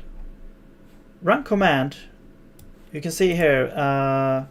Well, actually, okay, this is what's actually happening. First, we get the whole command, which does not include, like the cursor has nothing to do with it. This is what's written in the prompt as you see it. Right? It doesn't matter where the cursor is. So this is the whole command right now. And then we parse it, so we get an actual, like, you know, struct version of the command. And then we just remove the entire command that we have. And we do this update just because of some printing stuff. And then we print whatever. Yeah, okay. We kind of show the command. We're parsing. We're showing what the command is in like a compiled, formatted way.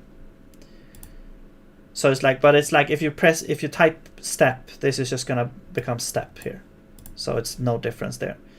And then, but if you had a bunch of, like, let's say you had like breakpoint add something, and you had a bunch of spaces in there, this would kind of remove the spaces. It would like show it as it is. But anyway, and then we have handle command, and the handle command is like doing stuff, but that depends on the command. Whoops, where did I go? Yeah. So that's what's happening. We just consume the whatever is in the command right now, and once this is done, so this now we still have like more bytes in standard in to process, probably, or not probably, but if you paste that stuff in, let's say. So that would happen after we've done all this. The command will be the command is like a separate buffer where we keep like what is the current sort of command that you're currently typing in. But if you're pasting in, or normally when you just type on the keyboard, you will get like one character at a time, right? But if you're pasting in, we get a bunch of stuff at the same time. Yeah, it's kind of hard to explain here, but it should work. I'm not sure. I might be misunderstanding what the problem is that you're pointing to.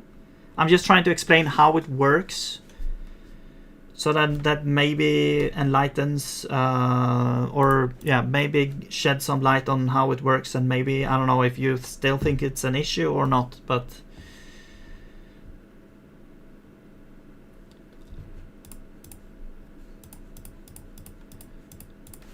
yeah, of course the paste doesn't work anyway, so but as I showed you, like the way it's supposed to work is like if you paste two instructions after each other, it's just gonna execute those two instructions after each other, one after another. That's what's gonna happen.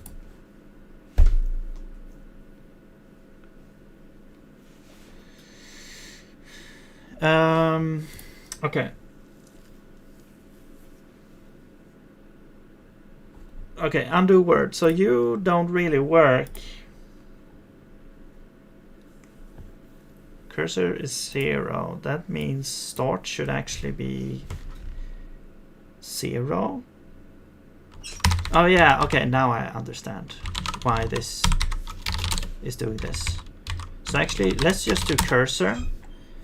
And here is like cursor plus equals to 1. If we get here, we need to add +1 to cursor. But if we're here, cursor could be 0, then we don't want to add 1. So there we go. I think, I hope. So now this works. Okay, we can still quit. If we have a couple of words, that now works. Okay, cool. And that also works. Actually, if you do this, is this really how it works in Bash? Yes, it is. Okay. So now it works exactly, oops, like Bash. Sort of. Oh. Well, except it doesn't crash when you're trying to remove a word that doesn't exist. Okay. So I guess we could have a special case for if cursor is like, oh yeah, it like fails here because cursor is 0. So we could do this to prevent that. There you go. You should probably always try to use those things, and now we don't crash anymore. Cool. Awesome. All right. So let's see. Cool. So we got like undo word and undo. We got basic autocomplete for the main commands, and then we got undo word and undo line. So that's pretty cool. All right. Now let's go back to the thing. So the last thing we implemented was like functions, and this is a test here. Also, I'll remove this part. So here is a function, hello, and right now we have like these types. Doesn't really do anything. It's just it's kind of like a placeholder, but they are there. And so yeah, we have a function. We have a bunch of statements in the function. You can actually pipe a function call then to a executable process that we can also execute with arguments. So if we run this, we would get hello, hello, except we don't get like color right now, but that's probably because we are in. No? Oh wait, I think if we do color auto, we might get it. No, we don't. Okay. Is it because grep is like, you're not in this type of terminal or something? Because we did have that issue. Like right now what we're doing to make this work with grep is actually wrapping all executable calls with, what it's actually doing is like hello and then standard buff ol grep hello, which forces this to be line buffered in standard in, which was a problem before because when we didn't have this, it didn't work. We put stuff in standard in on grep, but then grep was like, yeah, thank you, and then there was like radio silence. It didn't do anything. So a nice person who was in the chat figured out that it was because of grep was determining that it was not in a terminal. So then it went into non-line buffered mode, which meant that basically it just swallowed the standard in and then did nothing. I'm not sure how you're supposed to. I guess you're supposed to kind of close standard in. But yeah, if we force it to be line buffered, then it does work. Except, what if this is just printf? No, but it would close it, I think.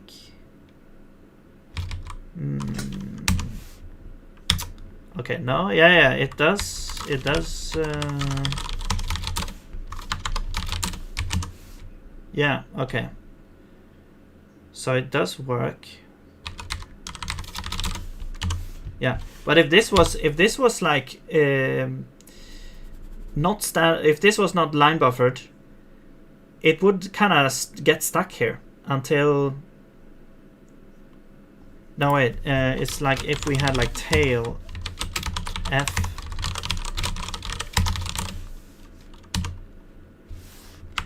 Well, of course Vim waits for it to execute before it shows anything, so we have to do this. But there you can see we get the hello out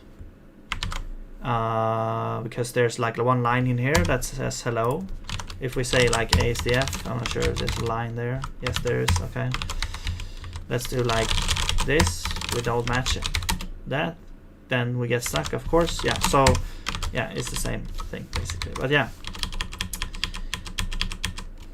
cool. So currently this works, which is nice in the IR version. So let's see. Let's see if we can figure out something else to do here. I think I want to do something smaller now because I don't have much time. I don't think right now. So let's do like. So what we have, let's see, pipe. I mean, we do have blocks and function calls. We don't have values as pipes right now, or not pipes, but sources and destinations. So we cannot really create that. So basically the idea is that you could, for example, if let's say you have, you know, hello here in a string, and then we just cat that. So this would be just producing this string as a kind of stream that you then pipe into cat. But this is not possible right now. Okay, it does run. But it doesn't, okay, it doesn't actually, it's not actually an error. Okay, that was kind of strange. I would think that that would be like an error. But yeah, this is line 10. We don't have, yeah, that doesn't have any compilation to it at all. Do we have like 10, 11? We have 10, 1 over here. So this part.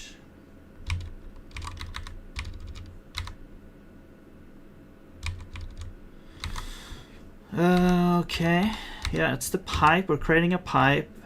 We're setting this to keep open. And we're forking that to 13. And then we have the cat here. So this 13 is presumably what's going to happen. Actually, yeah, 13 doesn't exist.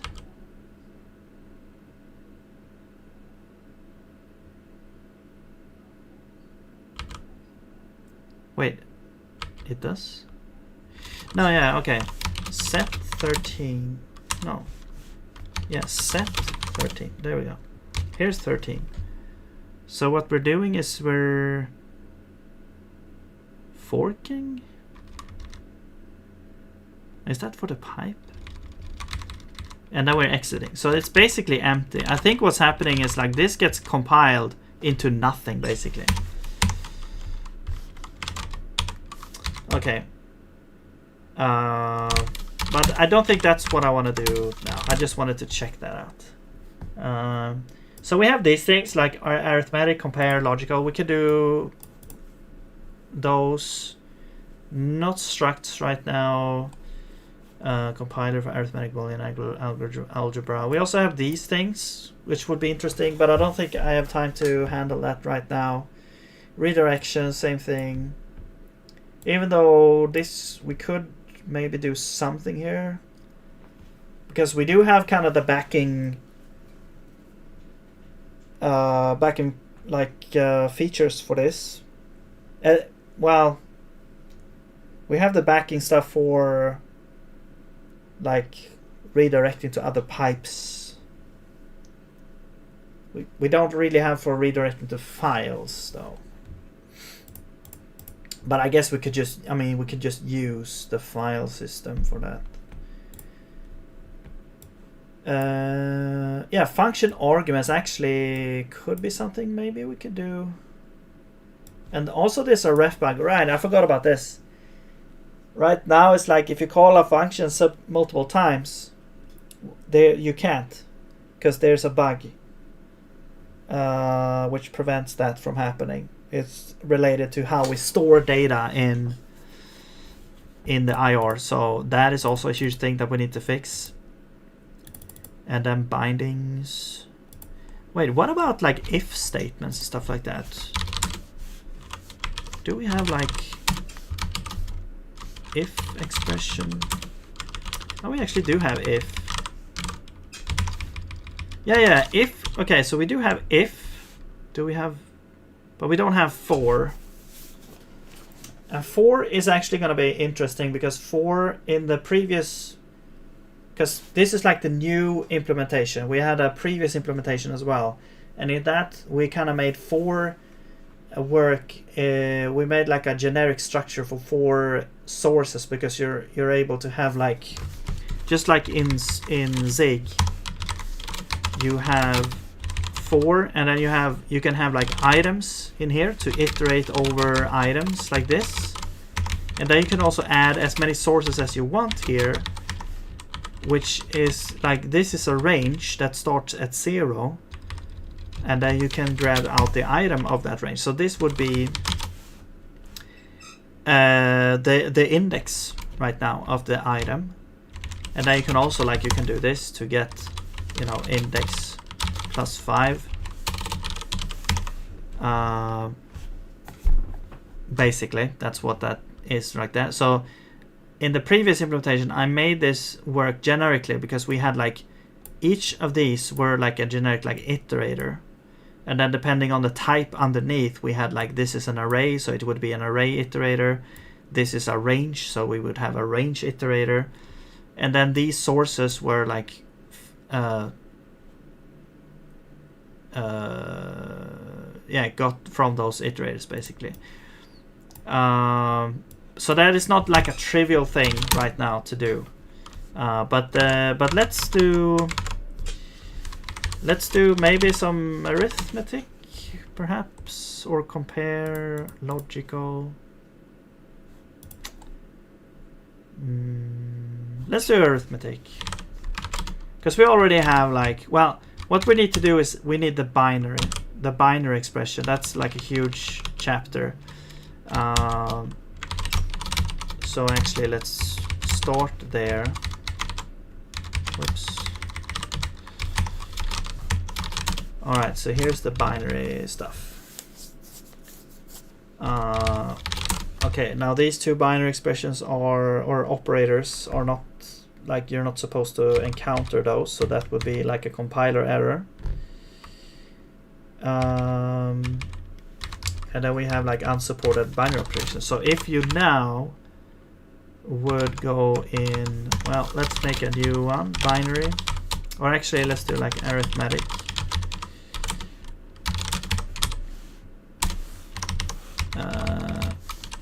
Also, I'm gonna do this for now, make it compile. Alright, so I'm just gonna echo 5 plus 3. Actually, do we even have string interpolation? We might not actually have string interpolation, actually.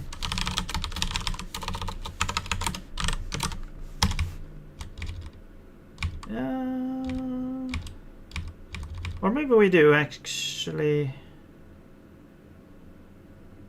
No, we do. Yeah, we turn it into one of these weird streams. Yeah. So that does work. Okay. Yeah, so this should work. Or, well, it shouldn't work. I'm gonna try this. First we'll try to echo 5. And there we go, we get 5. As you can see, the cursor is kind of blocking here, but it's 5, so that works. And then we do this. Yo, mobs, welcome back. And now this should be like unsupported binary operation. Actually, I want to change this as well, because whenever we have an error, we should have a better, we should report it better. So where was that? Compile binary.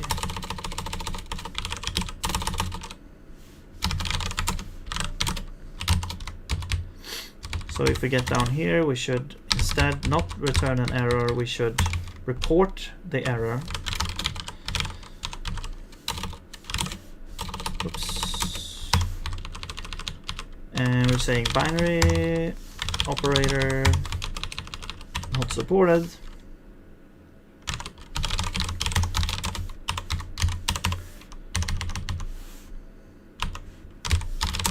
And there we go. And then we just return void. So it will still like compile.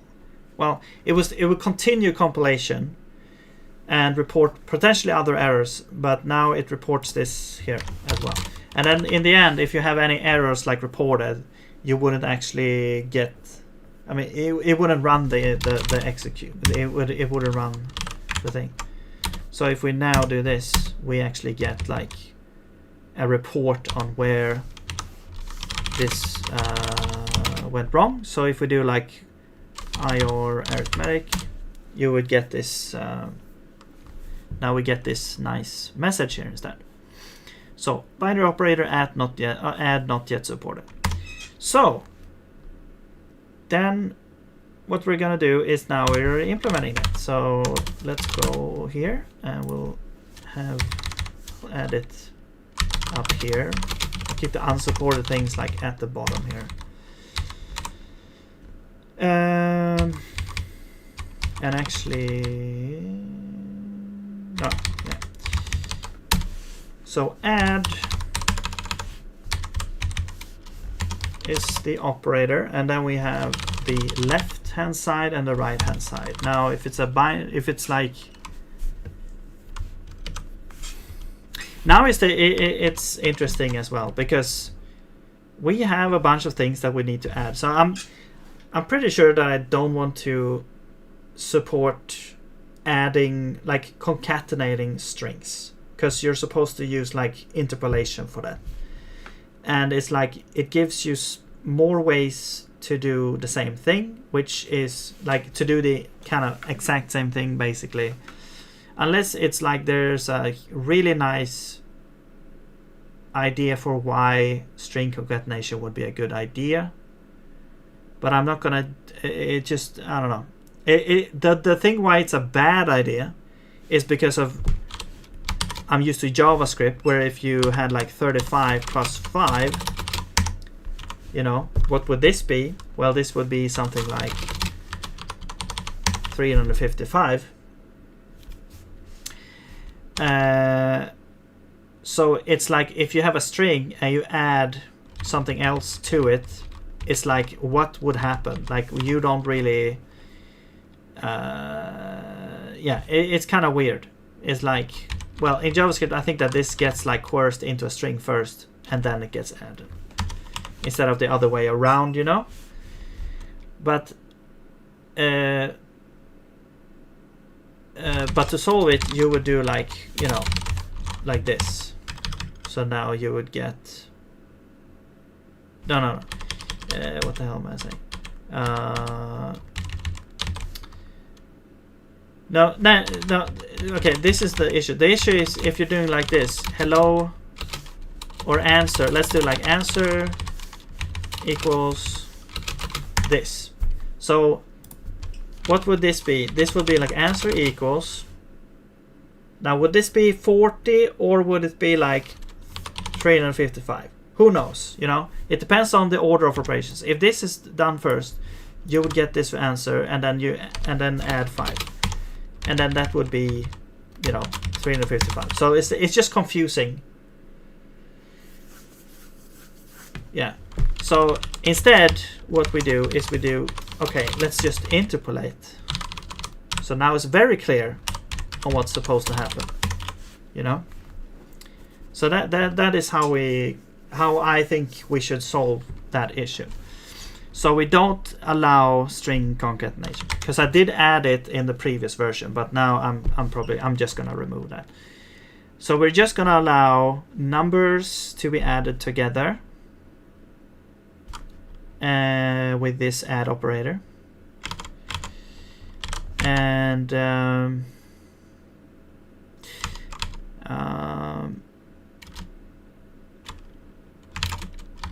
yeah, so if we go and look at this, the previous,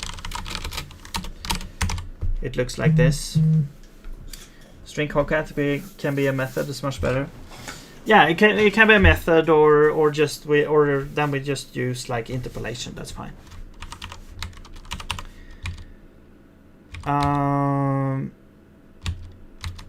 But then again, you could have like a list. Let's say you have a list of strings. So how would you then you would kind of use join or something, or concat or something else. But that's that's different. But let's see. So here what we're doing is that, well, here you can see that we are allowing string concatenation. But let's not worry about that. We have some rules here. So this is a lot of things going on.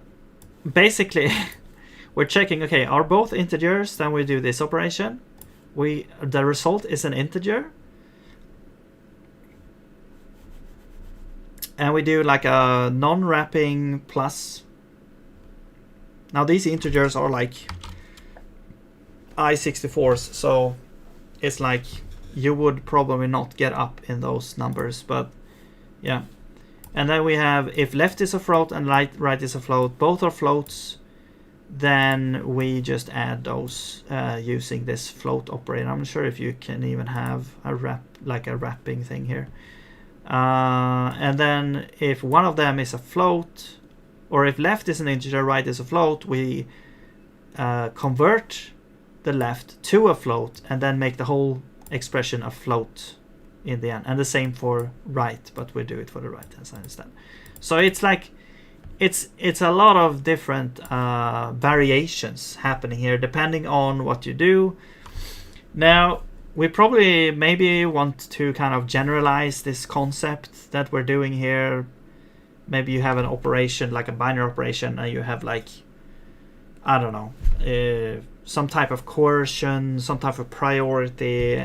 I'm not sure how it's gonna look, but this is like not really scalable because, you know, if you scroll down here, you can see copy after copy of these things. Now, the thing is, for some of these operations to work a little bit differently as well. Like you have remainder, you have divide and stuff. So, but I'm probably gonna just sort of take this and do the same thing basically.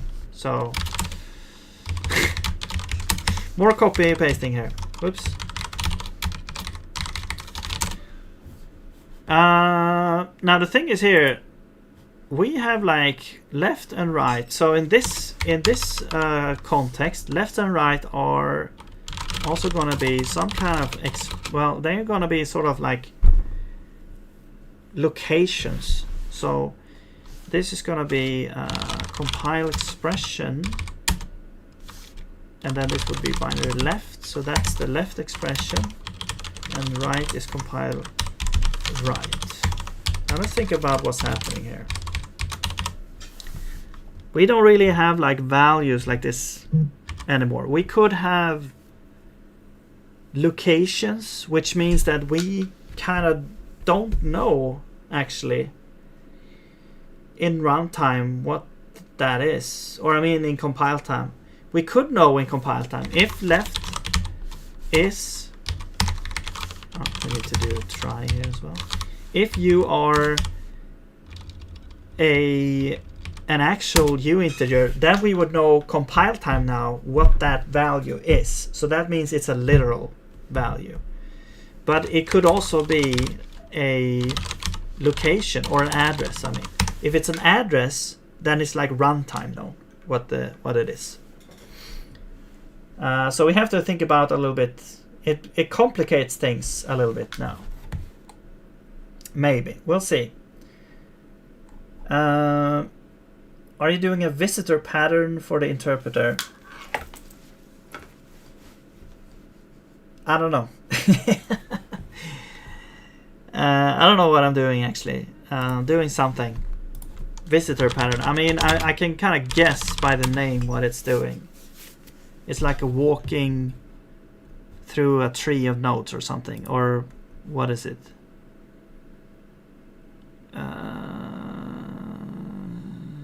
It's one way open close principle.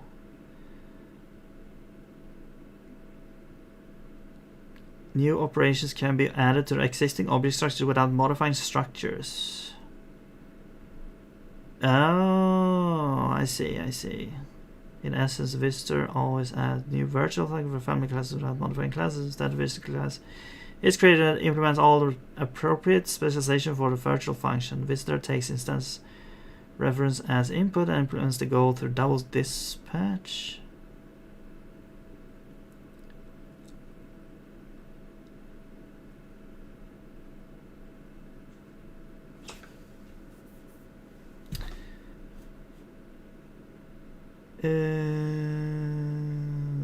Programming language sometimes pattern matching obviate many of the benefits of the visitor pattern, as the visitor class is able to both easily branch on the type of object and generate a compiler error if a new object type is defined which the visitor does not yet handle. I'm not sure if this is the same thing that we're talking about, but because this talks more about like a object-oriented implementation pattern, while you're talking more maybe about an algorithm. Tree walk interpreter. Yeah, that's what I was thinking. When I heard visitor pattern, I was thinking like walking through a tree of nodes, like visiting every node in the tree. But when I googled it, you get like a whole different thing. It's a design pattern, not an algorithm.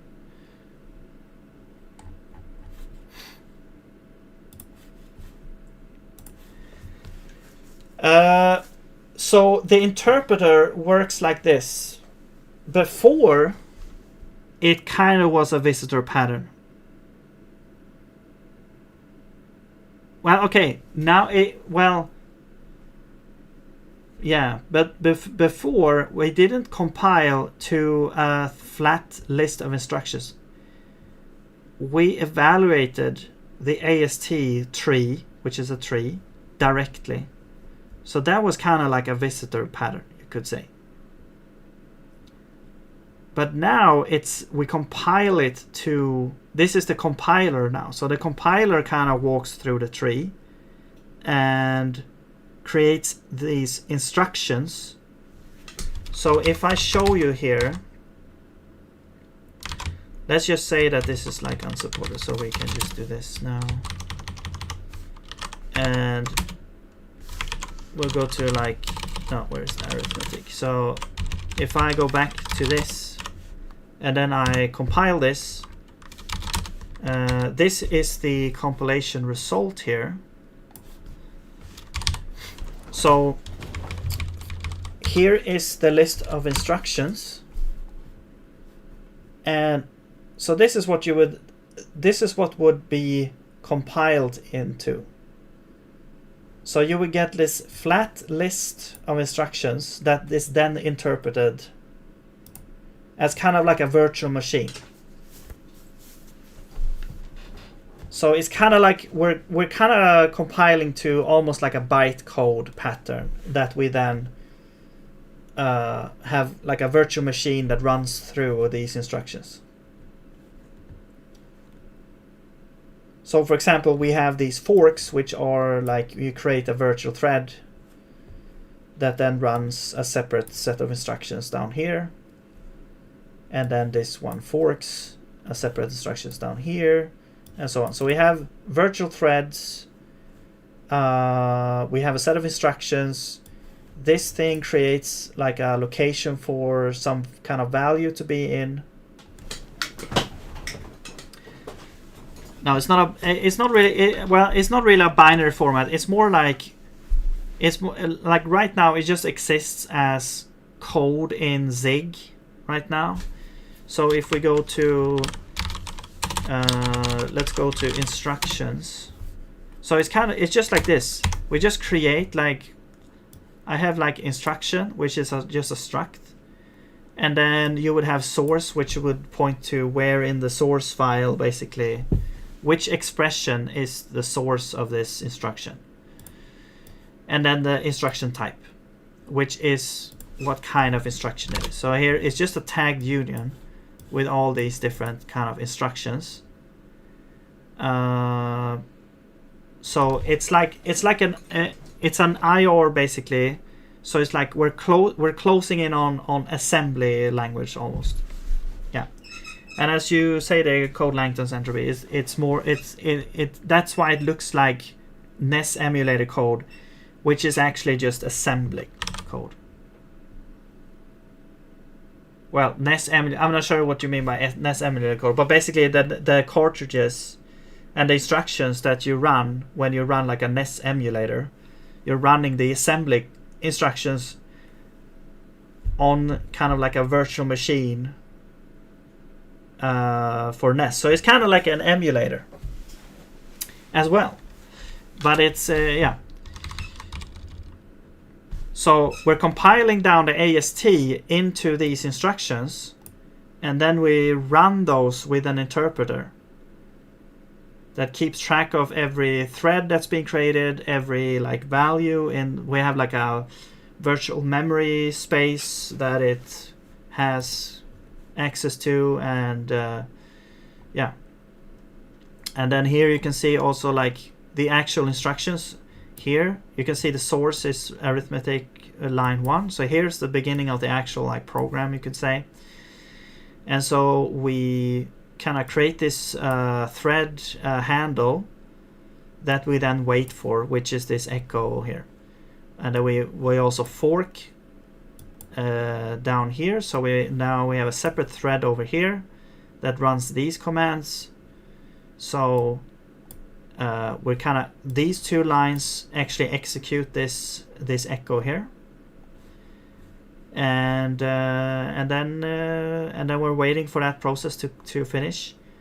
So that's all that's kind of happening here. So it's kind of, yeah, putting this in binary format isn't that hard now. I mean, yeah, it's still a bit of a step, but because this is like sort of cross-platform, as well as has like these more I mean, it's not like a one-to-one translation to assembly code, let me put that way, but it is like it's closer to that. And the reason why we actually have this at all is because of streaming. So when you create a pipe like this, it's actually streaming the data to the next thing, and in order to do that we need the virtual threads, and it actually makes it a lot easier to handle these things. So basically each pipe here has its own kind of thread that will, you know, forward data from the output into the input of the next thing. And it will become apparent why we need that if you kind of, let's say you have a block of code and you have like echo hello, and then you have a blocking thing, which is like tail, let's do server log, and then after tail here. And then let's say we want to pipe this into cat, let's say. Let's just super simple example here, but it demonstrates why we would need streaming. So if we run this now, we get an error because of, I don't know. Oh yeah. So for now we need to wrap this in a parenthesis there, but never mind that. So now if we run this, you can see that we did get some data out, but then we're blocked, right? Now, if we didn't have streaming in this pipe, we wouldn't actually see anything coming out of this cat here, because we would have to wait for all of this to complete. So this would complete and this would complete, but then we would stuck here, and then this pipe wouldn't actually like forward anything because we're stuck here, so we wouldn't see anything in the output. But since we have streaming pipes, the data actually goes all the way through to cat, even though this block hasn't like fully executed yet. So that's why we need that, and that was made possible through this like virtual machine thing. So yeah, and you know, you could solve it in another way. That's just the way I chose to solve it, and it might have been complicating things, but it also solved a bunch of problems. Also, it made it super easy to make a debugger as well, because you can just step through each instruction.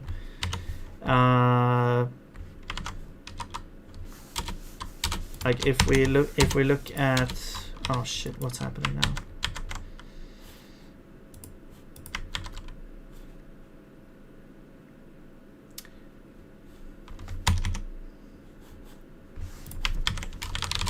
Okay, I'm just gonna kill this.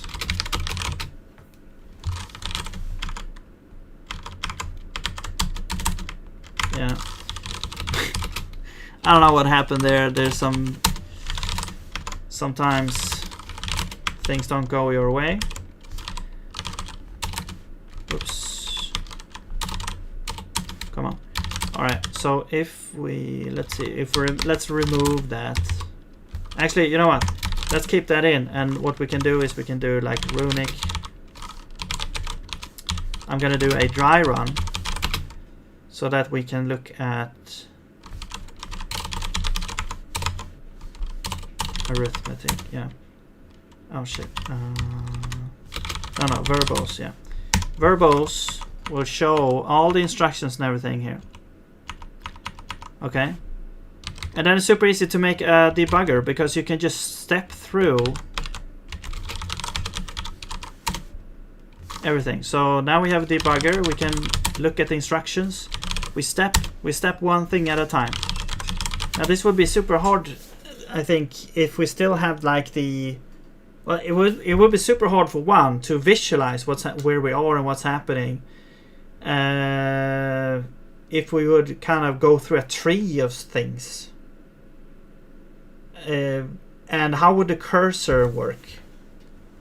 I'm not sure, but it just felt like, hey, I mean, maybe there's a way to kind of turn the tree into a flat list somehow. I mean, that's kind of what we're doing, except we also have this, we have this other kind of way to do it now. But and then we could step through here. We have some tracing information. I can turn that off.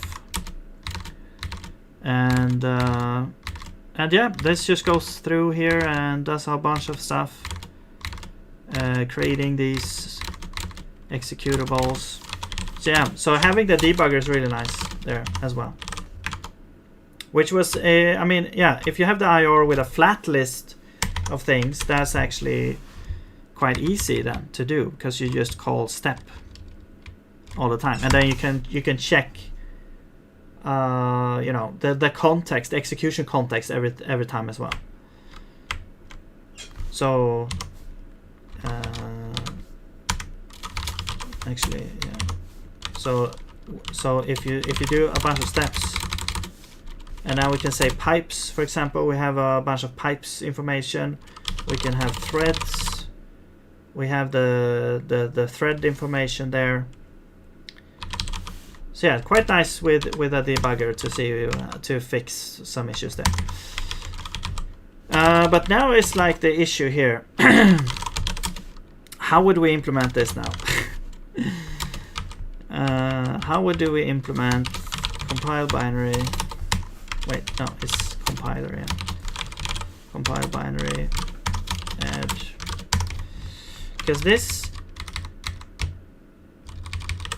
is now different. We don't actually, so actually I think what's gonna happen is that we don't do this right here, and we would get some information. This is also where we probably would get some information from the type system actually.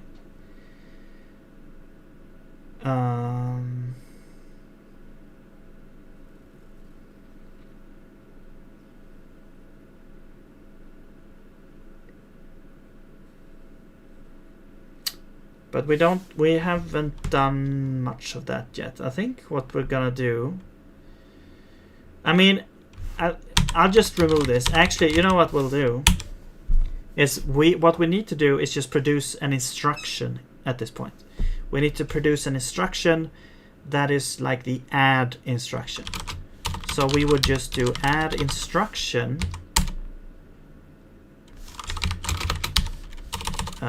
And I think there's an init function here, yes, source. And then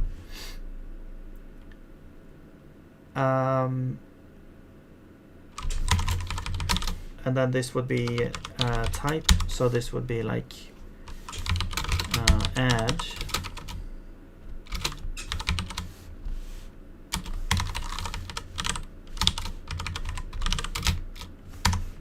No, it's okay.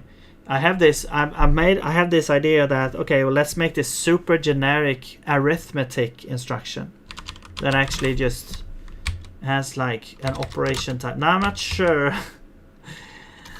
if this is great. Also, we have like, oh yeah, we have result as well. That's right. That is right. Now also here we could make like we could make compiler actually optimizations, because if both of these are like home time known, then we could just add them here and return that as a result as well. So it's like we could check if left is a value, if this is a u integer, and if this is a u integer,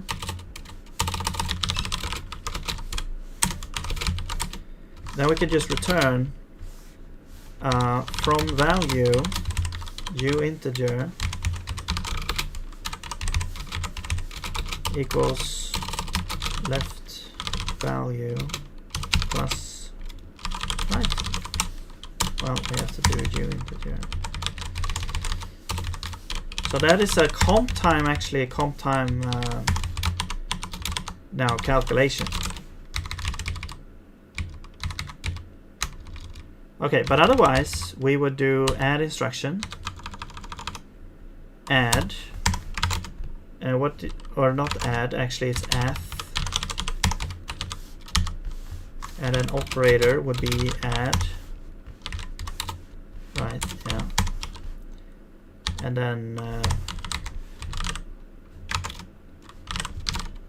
we have like A and B, so left, I guess A is left, B is right, so that should really be the name there, but yeah, okay. A is left, which is a location actually. Interesting. Actually, those they should really be values, not locations. Is this used somewhere else? No? Okay, yeah, so let's make these values actually.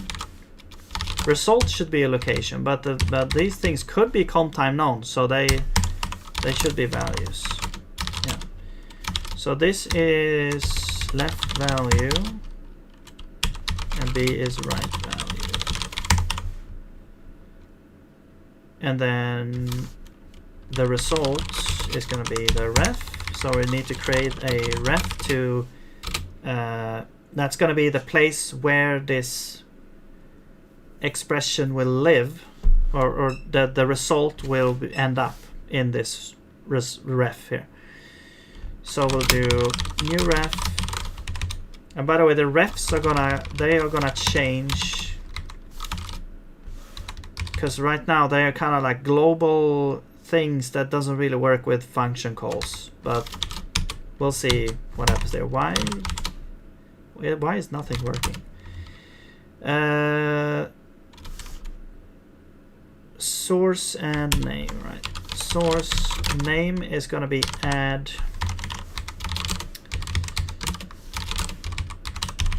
result maybe, and then return ref. Actually, from location, I believe. Where's the issue? Oh, over here. Oh, dot u integer. There we go. So you are a location, and when we return, we need to have a result. So we do from location ref. Actually, we could just do from, because we have this convenient function. It takes any type. And you need to be a source. I'm just going to do from there as well.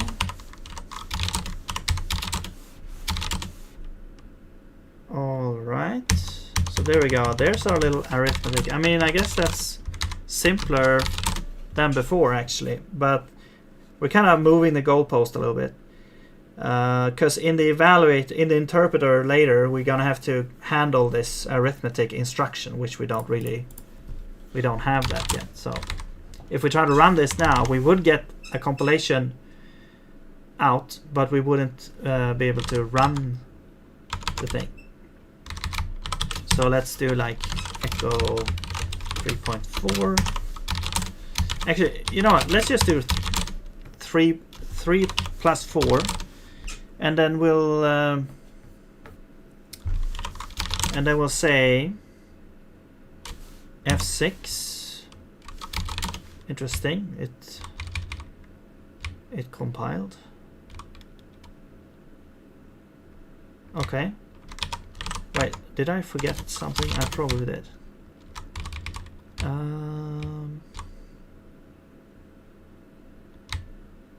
Well, okay.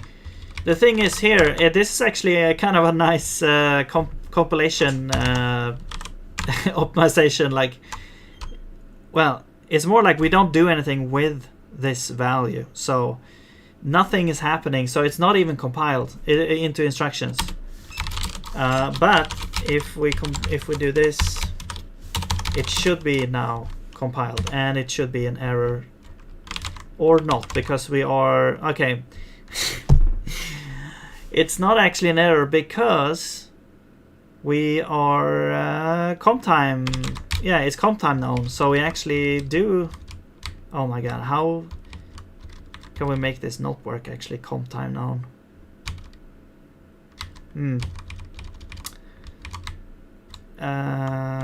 I mean, we could just remove the comp time handler, so we could just not do this. Okay, now we should get it. There we go. And we got this error here, evaluating. We got unsupported instruction, arithmetic. So, and here you can see we stopped at the arithmetic, which is on 1.9. So that should be somewhere. Not sure actually where that is. Oh, here, add result, arithmetic. So this instruction is not implemented yet, so that's why we get an error. So then we can go to evaluator and go to no, what is it called? Actually, I forgot. Step. We have a step function that runs an instruction. That's right. So here we can add our instruction. So we'll add the arithmetic instruction. Okay, so what do we do here? We have an operator A, B. So basically we're going to do switch on operator. If it's add, we want to do something. If it's something else,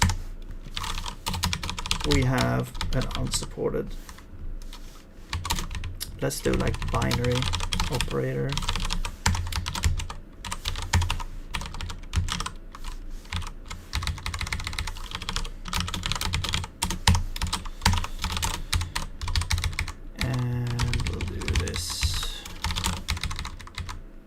We can reuse this expression here, so that we don't have to type return. Oh, here's like an unnecessary return. Okay. So add. So if we have add, we should have two values.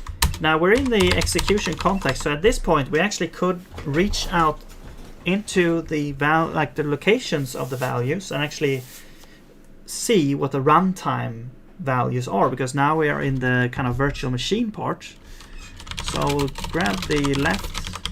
It's going to be like A, and actually it's going to be a resolve value, which takes a thread and the value. So there is our left hand side, and then we also have the right hand side. There we go. So now we have those fully, evaluated. And now we can go to this part and grab out this whole thing.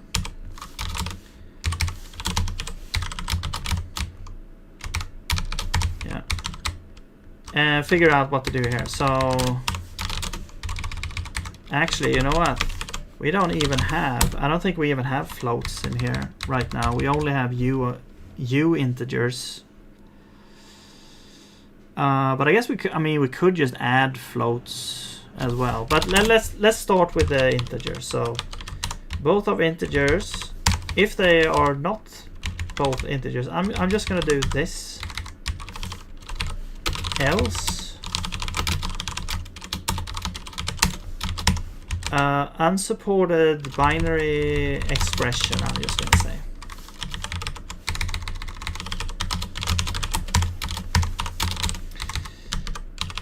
And let's see, we would return, like, what is actually, what do we return in these things? I think we just return continue, actually, yeah. Because the thing is that this arithmetic instruction, it has a result as well. So like a location where you store the result. So we're not returning the result. What we're doing is we are saying we have a location here, and we need to modify the location to have this result in it. So where do we do that as well? We do it with fork, where we do this part. So let's copy that and go over here. Now we should always have it, so I'm not gonna have this if here. So what we're doing is that we are grabbing a pointer to this ref. It should, I guess it should always be a ref. So we get a pointer to this ref. Actually, you know what?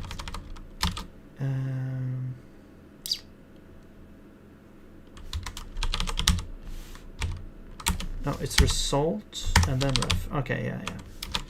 Because it's a location, that's right. Yeah. So there we go. So there's our thing there. And then it should always exist because it's like comp time like hooked up, so we should have this ref. And then we simply set this to whatever is the result here. So there we go. And then something else would look for this ref if we wanna, if it needs to kind of look at the thing.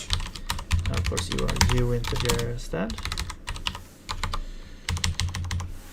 And then we return, I think it's continue return. Yeah.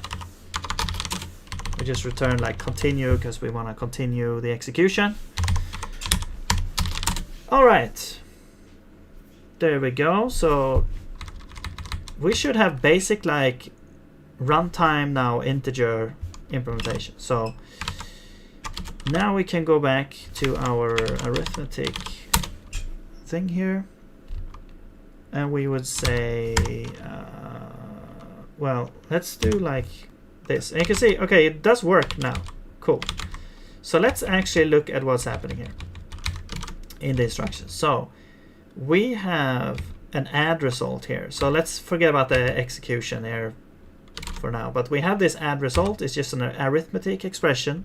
We don't really see what's happening with this, or what's contained in here, because I haven't implemented the format function for this yet. But presumably it would include like 3 plus 4 somehow, somewhere.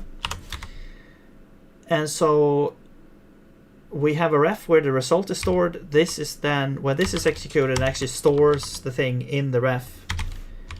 And then we use that ref later when we call echo. So this ref is called add result. Add result is then, actually it's not actually, where is this used actually? Maybe it's the address that's used. No.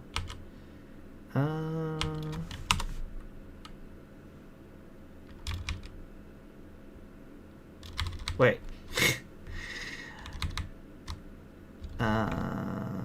Maybe, okay, well, maybe it doesn't show because it's out of the thing.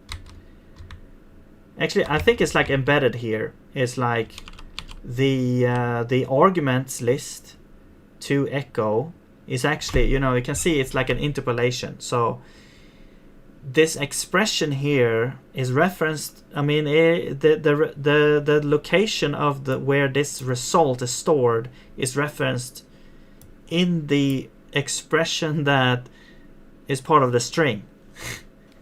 So it's like, imagine that the instruction compiler is actually taking this expression, putting it in a separate variable. It's kind of like doing like this, and then this whole thing would be add result.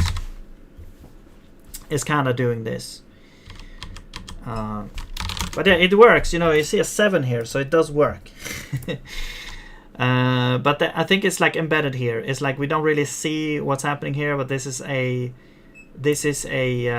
read-only section data here of the program, which includes the argv of echo, which is echo, and then this string here, which is turned into kind of like a stream of strings, where one of these is a number, which actually gets, I think it actually gets like coursed into a string. If we go to like the, I think it's like materialized string, yeah. So this is used here. So we call exec. We look at argv, which is actually, well, this is a string, a list of strings actually, but we're looping through the argv. Now this slice, it's a slice, yes. And then we have like a stream that deserializes, yeah. So basically, it's like we're turning every argument into a stream that we then turn into a string by streaming through everything. So basically, and why do we do that? Yeah, because we might have a lot of things in here. We might have, you know, all of this in here. So now this is turned into a stream where first we stream this expression and whatever is going to be like the result of this, and then we stream this part, that's the next item, and then this part. So it's kind of like we're turning this into kind of like a slice of streams, or I mean no, a stream of strings. And if we run this, of course we can see that it works as well, of course. But it's kind of hard to see here that it's actually doing, but you can kind of see, you hear like bits and pieces of this being stored in the read-only memory part, and then it's kind of referenced from the instructions here as well. And here we got 2 arithmetic instructions now. So yeah, it works. Okay, so we got basic arithmetic, but we don't have floating numbers. So if we did this, I think this would be like a parse. No, it's not a parsing error. It is going to be like a compilation error, I think. Yes, or wait. No, it's actually a parse error. Unsupported binary expression. Okay. So it did compile. I wonder what type it has, like the value. We could do this. We could go to the value. We could go to the, no, not the value, the instruction, I mean. And then we could go, I mean, we could do it here. We could do a format function here, I guess.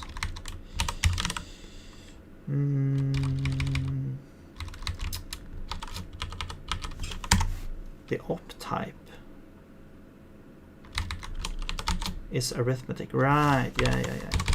let's add a format function here. So we would basically let's do like try writer print, and it's just gonna be the three F's, and then we also have location. I guess we could do this. It's kind of like assigning as well, assigning a location to this here. So this would be the result, and then this would be A, and then operator, and then B. And of course, value does have format, location has format, but op type does not have format. So we need to actually add that implementation, or maybe, wait, does it have format? Wait, now I'm confused. Why do I not get an error here? Okay, that's strange. Maybe it will crash. Not sure.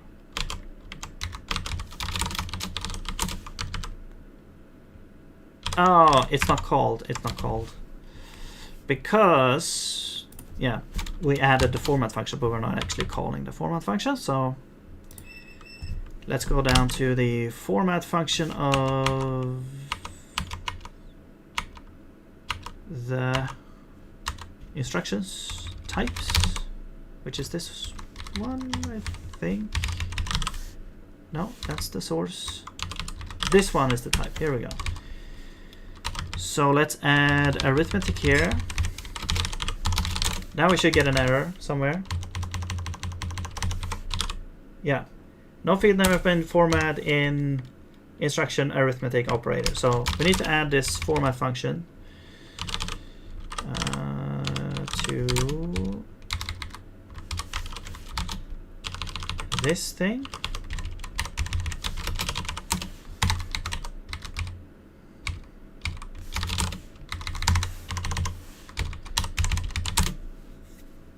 And I mean, this is just going to be,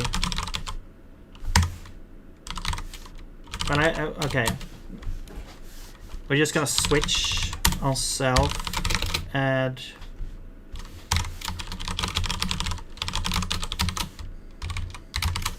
can you do this actually? I think you can.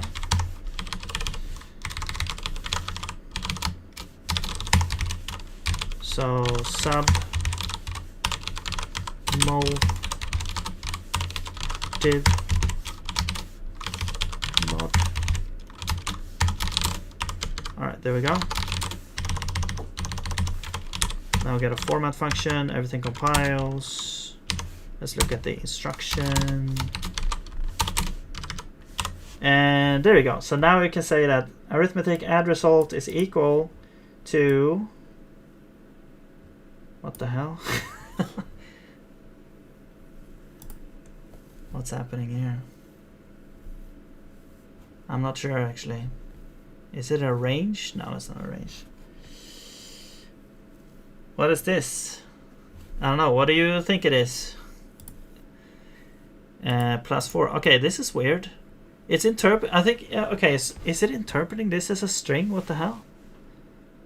Wait, 4 + 3? I didn't even know you could do that. Wait, is that even possible? Is that a way to write a range in Zig? No way. No way. Ranges.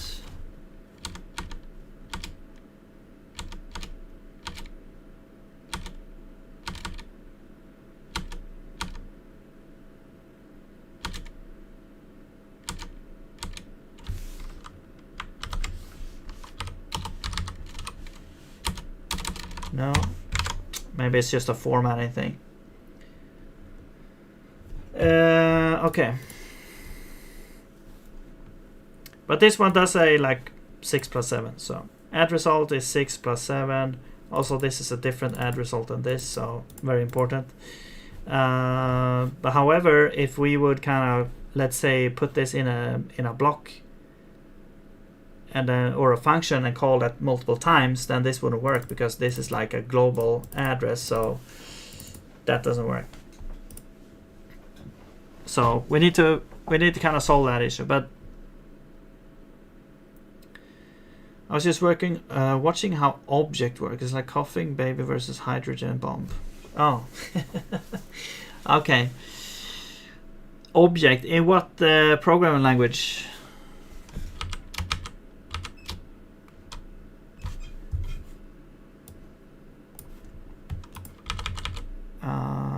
Yeah, and then we get down here and we have, I don't know what this is. It's like a byte array. For some reason, it's like this gets interpreted as a byte array. Oh, you know what? I know why. Maybe. Actually, yeah, because in the old interpreter, actually floats were a string. All numbers were strings, and then kind of converted later. Java. All right, cool. Are you gonna be working? Are you gonna do servers or iPhone stuff? No, wait, not iPhone. Android. I mean, Android uses Java, but I guess you would do like more like a cross thing nowadays. I'm not sure how much time more I have, but let's see if we could fix this floating point thing. So first I want to add a float type. So this would be F, I guess. I mean, it could be 64 as well. It doesn't really matter right now. I'm gonna do this. Decide on F32 or F64. I don't know. Maybe it's like platform dependent. I don't know. So, well, let's do 64 for now because I can have it. So, okay. So now we have the value. We need to add a bunch of. Oops. Let's do 64 and take float. Is that not a thing? God damn it. What the hell is going on? Wait, why can't you can take an int, but not you can, so okay.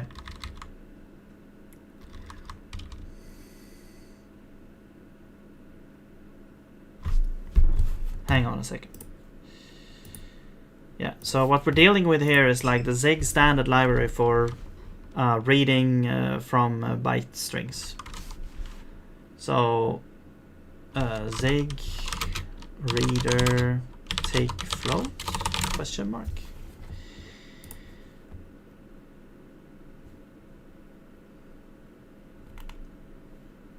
I mean, I don't know why I'm googling this, because you never get answers with Zig because people don't use it basically.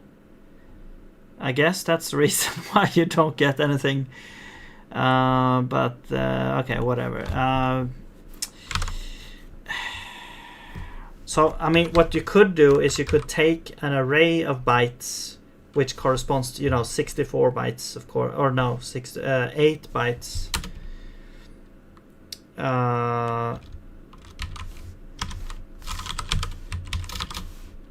So you would take like 8 bytes. Oops. And we get like a pointer to that array. Yeah, okay. And then you would try to parse a float, which the float type would be F64.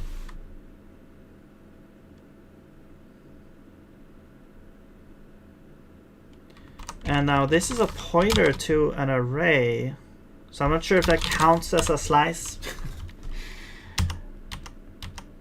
No field. Oh yeah, this would be float.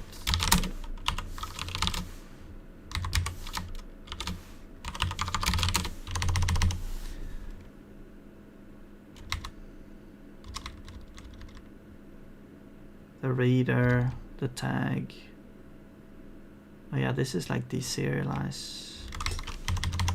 So this is like if we store, let's say we store the float in the read-only memory, we have converted it into a list of bytes there, and now we're saying that hey, we're trying to get it back.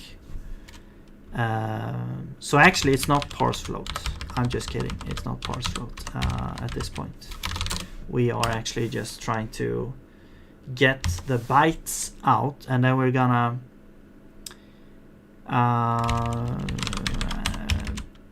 we are going to basically convert it. But what is going on here? So returns the next n bytes from the stream as an array, filling the above. Yeah, so we just want to copy basically the value as something else. So this is a pointer. So if we do this, we should get the array, right? And then we'll do like, I don't know, or maybe... wait, how would you do this? You would use something like bytes as value F64.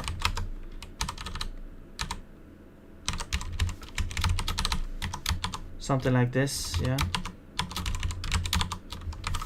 And you need bytes, given a pointer to an array of bytes. Okay, perfect.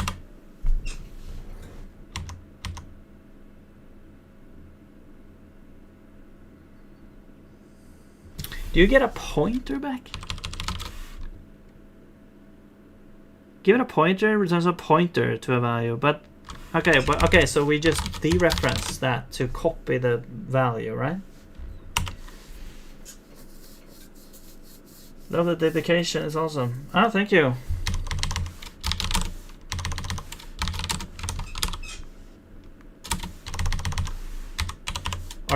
Do you want to have a different bash language, by the way? Switch must handle all possibilities. Right. So now we have float. Where is integer at? I think it's over here. Yeah. Let's just add it here. Let's sneak it in there among the other ones. That's usually how it goes here. I guess same thing here. Actually, it would be the same pattern over here. There we go. Except here's like, yeah, if you have a float, a 64, like double precision or whatever float here, you will get a whole bunch of, you know, you will get all the precision here. So I'm not sure, like that. I guess that's now the standard of this language. Like this function here, I think it's a material string. So it's like, yeah, but that should be good. Okay. And then potentially, you know, you could use maybe some library function to reduce that or something. I don't know. Or is that it? Okay, but now we want to also, when we compile, yeah, we're compiling the AST, so we're compiling a literal, for example, which has float. Here you can see what's happening here. Yeah, so this is why we saw this string earlier. It's like we're adding a slice that is the float text, but actually what we should do is we should now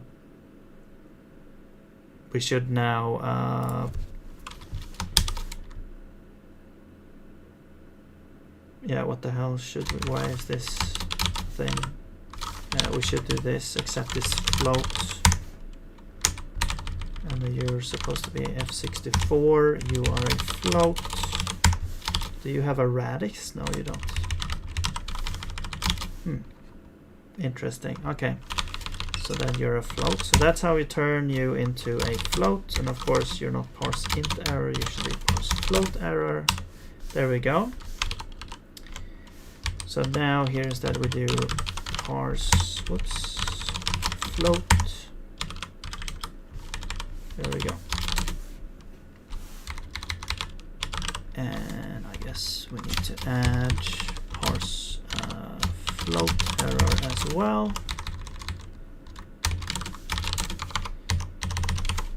Okay.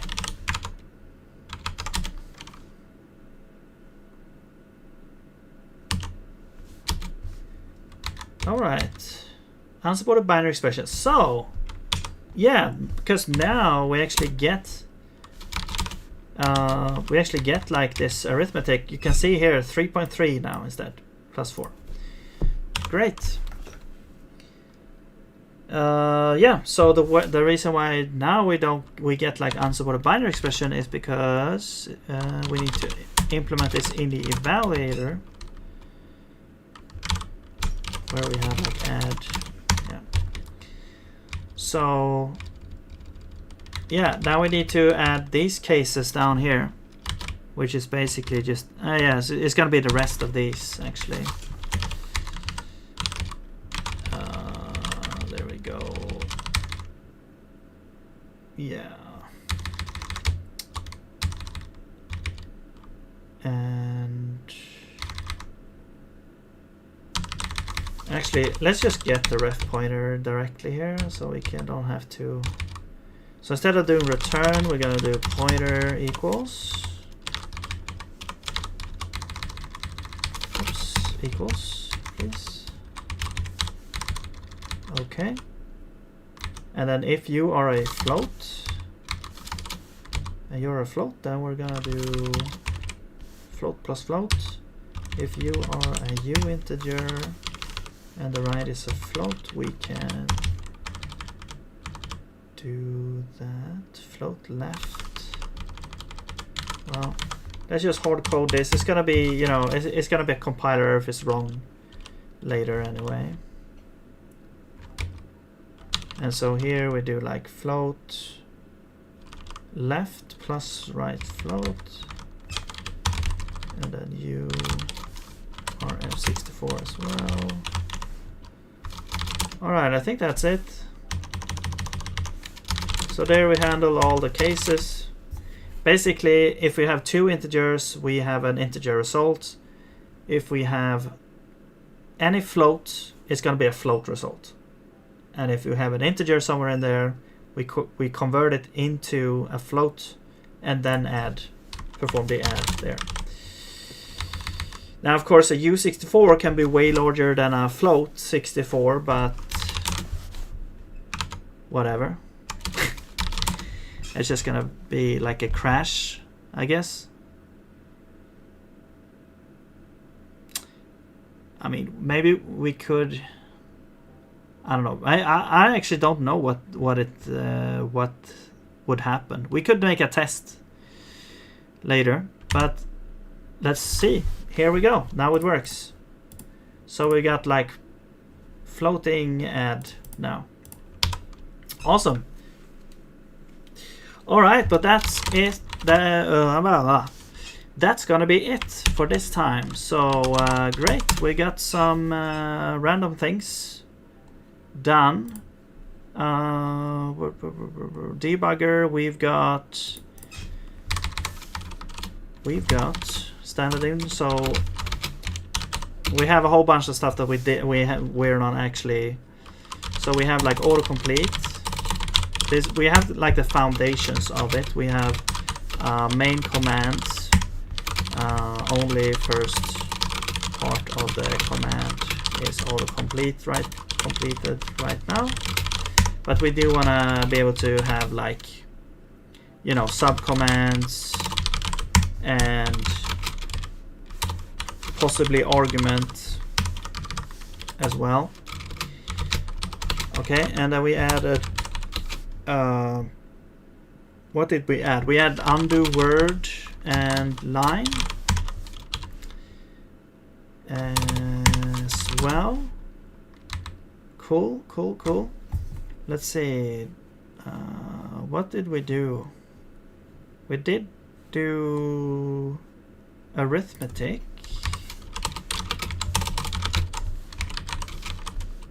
Arithmetic. So add. Yeah, I guess we have the whole add actually, because sub mul div remainder. Yeah, the add is done. I think yeah, that's what we needed to do. And then over here, compiler arithmetic. I mean, what do we need actually?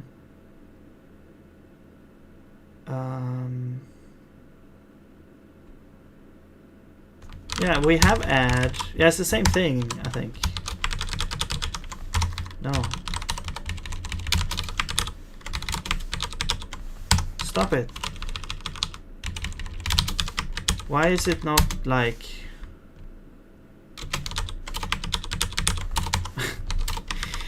God damn it. No, I want to continue. God damn it.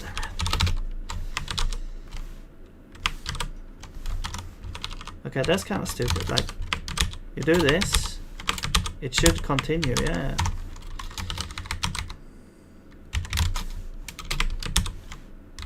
Add. Oh my god. Add. No. Okay. Add. Sub. No. Mul div remainder. There we go. God damn it. Okay, so instructions as well. Like we kind of have arithmetic, but we do need to add. Well, no. Yeah, we do have arithmetic instructions. Yeah, I think it's the same with these, but it's kind of like we have the instruction back, like the arithmetic, like the backing instructions defined for arithmetic, all kinds of arithmetics. And then for the compiler, it actually compiles like add correctly. And then, I mean, we even have like, well, I guess the one thing that we are missing is the compile time, you know, for floats. So we would kind of have to copy the runtime logic here, because this only works for floats, or I mean integers. But if we want it to be like the same as the runtime, then we have to kind of copy that whole thing, which is not ideal. I would wish we could do this a little bit better.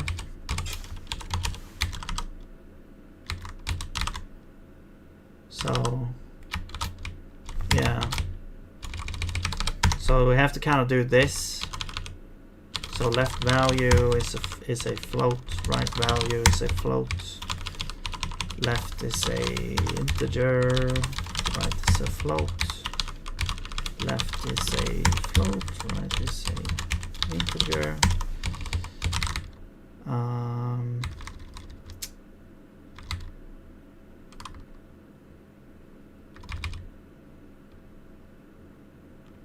And then we would return from value. Yeah. But then these would be like value instead.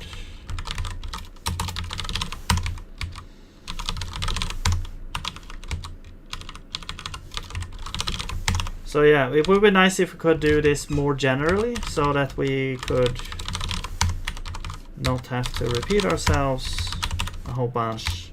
And possibly have inconsistencies between the comp time version and the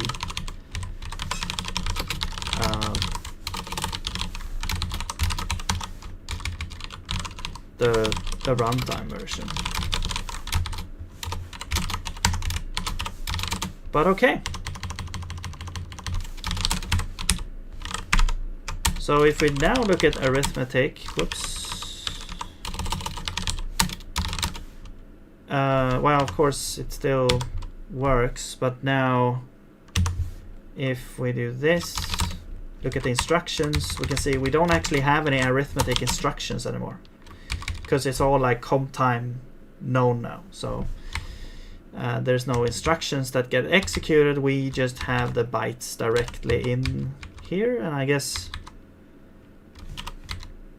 it looks kind of weird. What if we had, like, let's say we add 10, because that would be a new line, right? So we add 10, compile. Somewhere in here there's a 10, right? I think it's like at the end of this. So that's like a new line now. It's kind of when you're opening up a binary. So it's like you add 10. What else? What do we have? Like, I think like 60 is that something?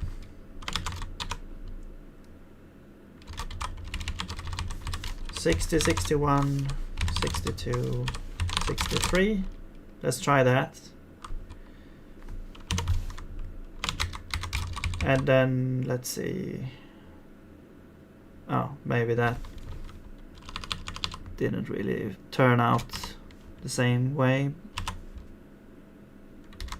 Or was it too much? Okay, but anyway, you get the point. All these is stored now in like